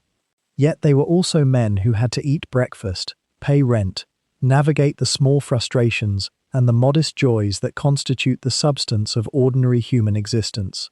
The extraordinary does not sustain itself across a lifetime. It is a moment, brilliant and terrible, and then life continues, and one must find meaning in that continuation. And yet the true measure of what happened that December night in Alexandria would not be written in the Mediterranean, but rather in the decades that followed, as military planners around the world sat with photographs and reports and asked themselves a question that would reshape how nations understood warfare itself. What if 6 men with nothing but courage and ingenuity could do what conventional fleets could not? What if the future belonged not to the largest guns, but to the quietest operators? The British, despite their losses, were quick to recognize this. Even as they salvaged the Queen Elizabeth and rebuilt their damaged fleet, the strategic thinkers within naval intelligence began to study the frogmen who had eluded them. They examined the maiali designs, interviewed captured Italian operators, and slowly came to understand that they had witnessed not merely a raid, but a glimpse into an entirely new frontier of military possibility. The Americans, watching from across the Atlantic, took note as well. Within months of the Alexandria raid, the United States Navy began exploring its own underwater demolition programs, drawing directly from the lessons that Italian innovation had provided, even in defeat.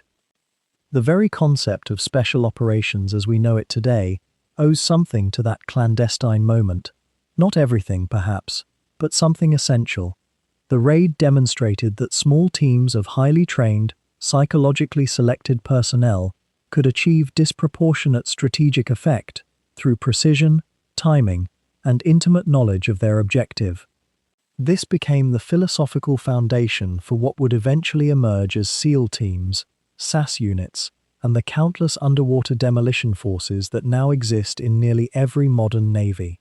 The Italian Frogmen had written a new grammar of warfare in that harbor, one that emphasized the human element above all else: training, discipline, loyalty, and the capacity to think and adapt in darkness and isolation. In the years immediately following the war, as the United States and Soviet Union began their shadowy competition beneath the oceans, both powers invested heavily in underwater warfare technology and human training.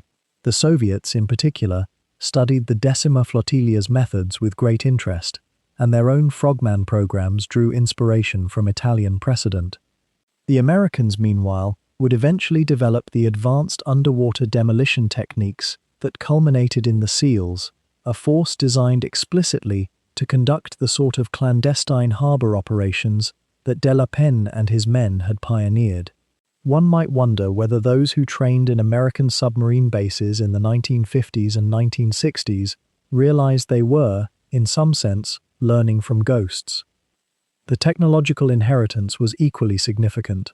The Maiale, for all its limitations and dangers, had proven that a man-portable, human-controlled torpedo could operate where larger vessels could not.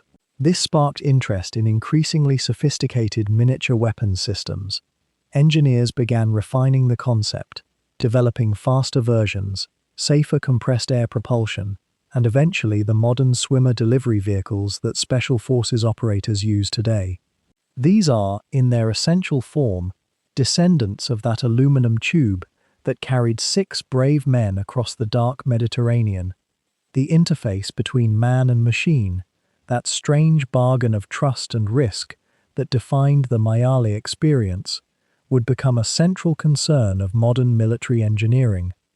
The doctrine of asymmetric warfare found in Alexandria one of its earliest and most elegant proofs.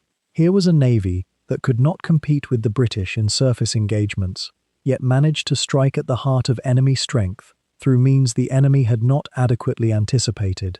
This principle would echo through subsequent decades. It appeared in the thinking of insurgent movements, in the strategies of smaller nations attempting to deter larger ones, and in the evolution of what strategists came to call unconventional warfare. The notion that a small, determined, well-trained force operating within the framework of disciplined innovation could threaten the established order became a permanent feature of modern military calculation. Perhaps more subtly, the raid influenced how navies began to think about harbor security itself. The British were forced to acknowledge gaps in their defenses that technology alone could not entirely close. This led to increased vigilance, new protocols for monitoring water approaches, and a recognition that human observation and intelligence remained crucial even in an age of advancing technology. Modern port security, with its divers, its nets, its watching eyes, owes something to the lessons learned when Alexandria fell vulnerable. Nations began asking not simply whether their harbors were defended, but whether they could be defended against the kind of audacious, low-signature attack that Italian innovation had made possible. In the realm of leadership and command philosophy too, the raid carried quiet influence. Officers who studied the operation noted the exceptional quality of the men involved and the trust placed in them by their commanders. This reinforced an emerging understanding that special operations required a different kind of hierarchy, one less rigid, more collaborative, built on mutual respect rather than fear. The relationship between de la Penne and his commanding officer, the autonomy granted to the teams in executing their mission, the assumption that trained men in difficult circumstances should be empowered to make decisions, all of this entered the bloodstream of modern military culture, particularly within special operations communities, where flexibility and initiative remain paramount. And consider, if you will, the psychological dimension the Decima flotilla had created, perhaps without quite intending to, a model of the warrior that differed markedly from the conventional soldier or sailor. The frogman existed in a world of profound isolation, where failure meant not merely military defeat, but death by drowning. This demanded a particular kind of courage, not the courage of the charge or the stand, but the courage of the descent into darkness and the faith that training and discipline would preserve life in an unforgiving medium. Modern special operators, from divers to parachutists to submariners, inherit this psychological lineage. They are asked to place themselves in circumstances of extreme vulnerability and trust themselves, their equipment, and their training.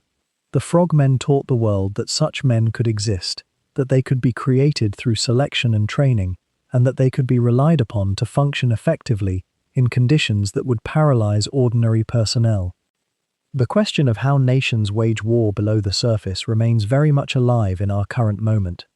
The submarines that glide through ocean depths today carry weapons and sensors, certainly, but they also carry operators trained in principles that trace back, directly or indirectly, to those 6 men in their rubber suits. The underwater drone operations now being refined by multiple navies, the robotic systems that operate beneath the ice of the Arctic or in the deep trenches of contested waters, all of these represent evolutions of a concept first proved workable in Alexandria Harbor. And yet the human element has not been displaced, only augmented. Modern special operations still depend on that strange marriage of technology and the human body, that willingness to place oneself in alien conditions and trust training. It is remarkable how a single night, a single successful operation, can shape the trajectory of military thinking for generations to come. The frogmen of the Decima Flotilla could not have known, as they descended into that dark water, that they were writing a prologue to the modern age of special operations. They thought only of their duty, of the training they had endured, of the cold water and the darkness, and the need to survive long enough to reach home. And yet their success, their courage, their ingenuity, these things seeped into military consciousness around the world and influenced how nations would prepare for future conflicts. The raid on Alexandria was many things: a tactical victory, a demonstration of technological innovation, a human story of remarkable bravery. But it was also a historical inflection point, a moment when military thinking began to shift toward new possibilities. And so the harbor fell silent again. The water that had trembled with explosions, that had thrown up walls of spray and fire into the pre-dawn darkness, returned to its gentle, ancient rhythm. The sun rose slowly over Alexandria, as it had risen for thousands of years before, and the morning light found the harbor transformed. 2 great battleships, symbols of British naval supremacy, monuments to industrial power and imperial reach, now rested on the harbor floor. The Valiant and the Queen Elizabeth lay in shallow water, their hulls torn open, their decks tilted toward the sky, and yet there was no sound, no screaming, no chaos. The British sailors emerged from the vessels, some stunned, some helping their wounded shipmates, but the silence held. It was a silence unlike that of ordinary battle, for this violence had arrived from beneath the waves, from a realm where human beings had taught themselves to move with the fishes, to breathe slowly, to wait in the cold darkness. That particular quietness, the aftermath of precision, of technical mastery wedded to human will, lingered over the water like morning mist. It is difficult to know what de la Penne thought as he waited in his cell that day, knowing what he had done, but not yet knowing whether his charge had detonated. Did he wonder if the Valiant still floated? Did he imagine the moment of the explosion, the shock wave traveling through water faster than through air, the ancient physics of force and mass at work? He had chosen silence over speech, had refused under interrogation to tell his captors where the charge was placed, even as the hours passed and the morning broke.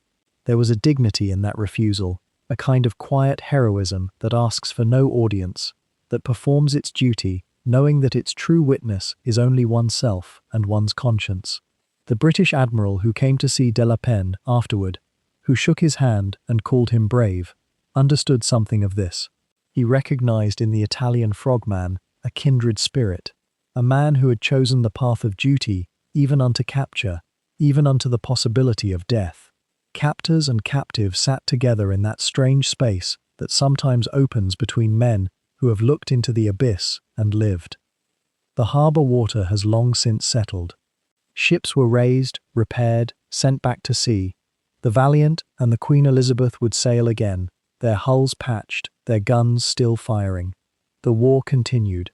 Yet something had shifted in those few minutes beneath the surface, something that no amount of repair could fully restore.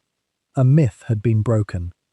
The idea that such massive vessels, such concentrated power, could be made vulnerable by 6 men in rubber suits, this altered something in how admirals thought, in how navies prepared for the future. The lessons learned in Alexandria would echo through decades of naval doctrine. They would shape how forces trained, where they stationed their ships, what technologies they pursued. All of it began with silence, with men who chose to descend into the cold and the dark, who trained their bodies to endure what ordinary men could not bear, and who accepted that their names might never be widely known, that their deeds might be whispered only among those few who understood them. And what is quiet heroism but precisely this, a choosing to act without the promise of recognition, to move through the world with grace and discipline, knowing that the greatest things sometimes leave the smallest traces. The frogmen of the Decima Flotilla lived long lives after Alexandria. They returned to their families, to ordinary pursuits. They grew old. Some found peace. Others carried the weight of what they had seen and done. Yet they had touched something eternal in those minutes underwater. They had proven that courage does not need to shout, that it whispers in the darkness and is heard by those who listen closely enough. The harbor at Alexandria is quiet now. Thousands of ships have passed through its waters since that December night in 1941. Fishermen cast their nets where battleships once rested on the bottom. Children swim in the same water where Italian frogmen once moved like shadows. Time has covered the evidence with sediment and silence, but if one listens carefully enough to the stories that persist, the accounts that survived, the interviews given in old age by men who had lived through it, if one hears those whispers, there emerges a picture of something profound. Not of nations locked in struggle, though that was true, not of weapons systems and strategic advantage, though those mattered, but of human beings pushing against the boundaries of what they thought possible, who descended into an alien realm and returned transformed. They carried back with them a knowledge that would reshape warfare, that would inspire generations of special operators and underwater specialists, and soldiers who understood that asymmetric warfare, that innovation born from desperation, could shift the entire balance of power. The water knows these stories. Water remembers. It holds the history of every vessel that has sunk within it, every person who has crossed it, every moment of tension and release that has occurred upon its surface or beneath. The Mediterranean, which has seen so much, empires rise and fall, trade flourish and cease, wars rage and finally quiet, carries within its depths the memory of that night in Alexandria, not as a wound, not as trauma, but as a fact of its long existence. Ships sink. Soldiers die or are captured or return home. The sun rises, the water continues. And yet we who hear these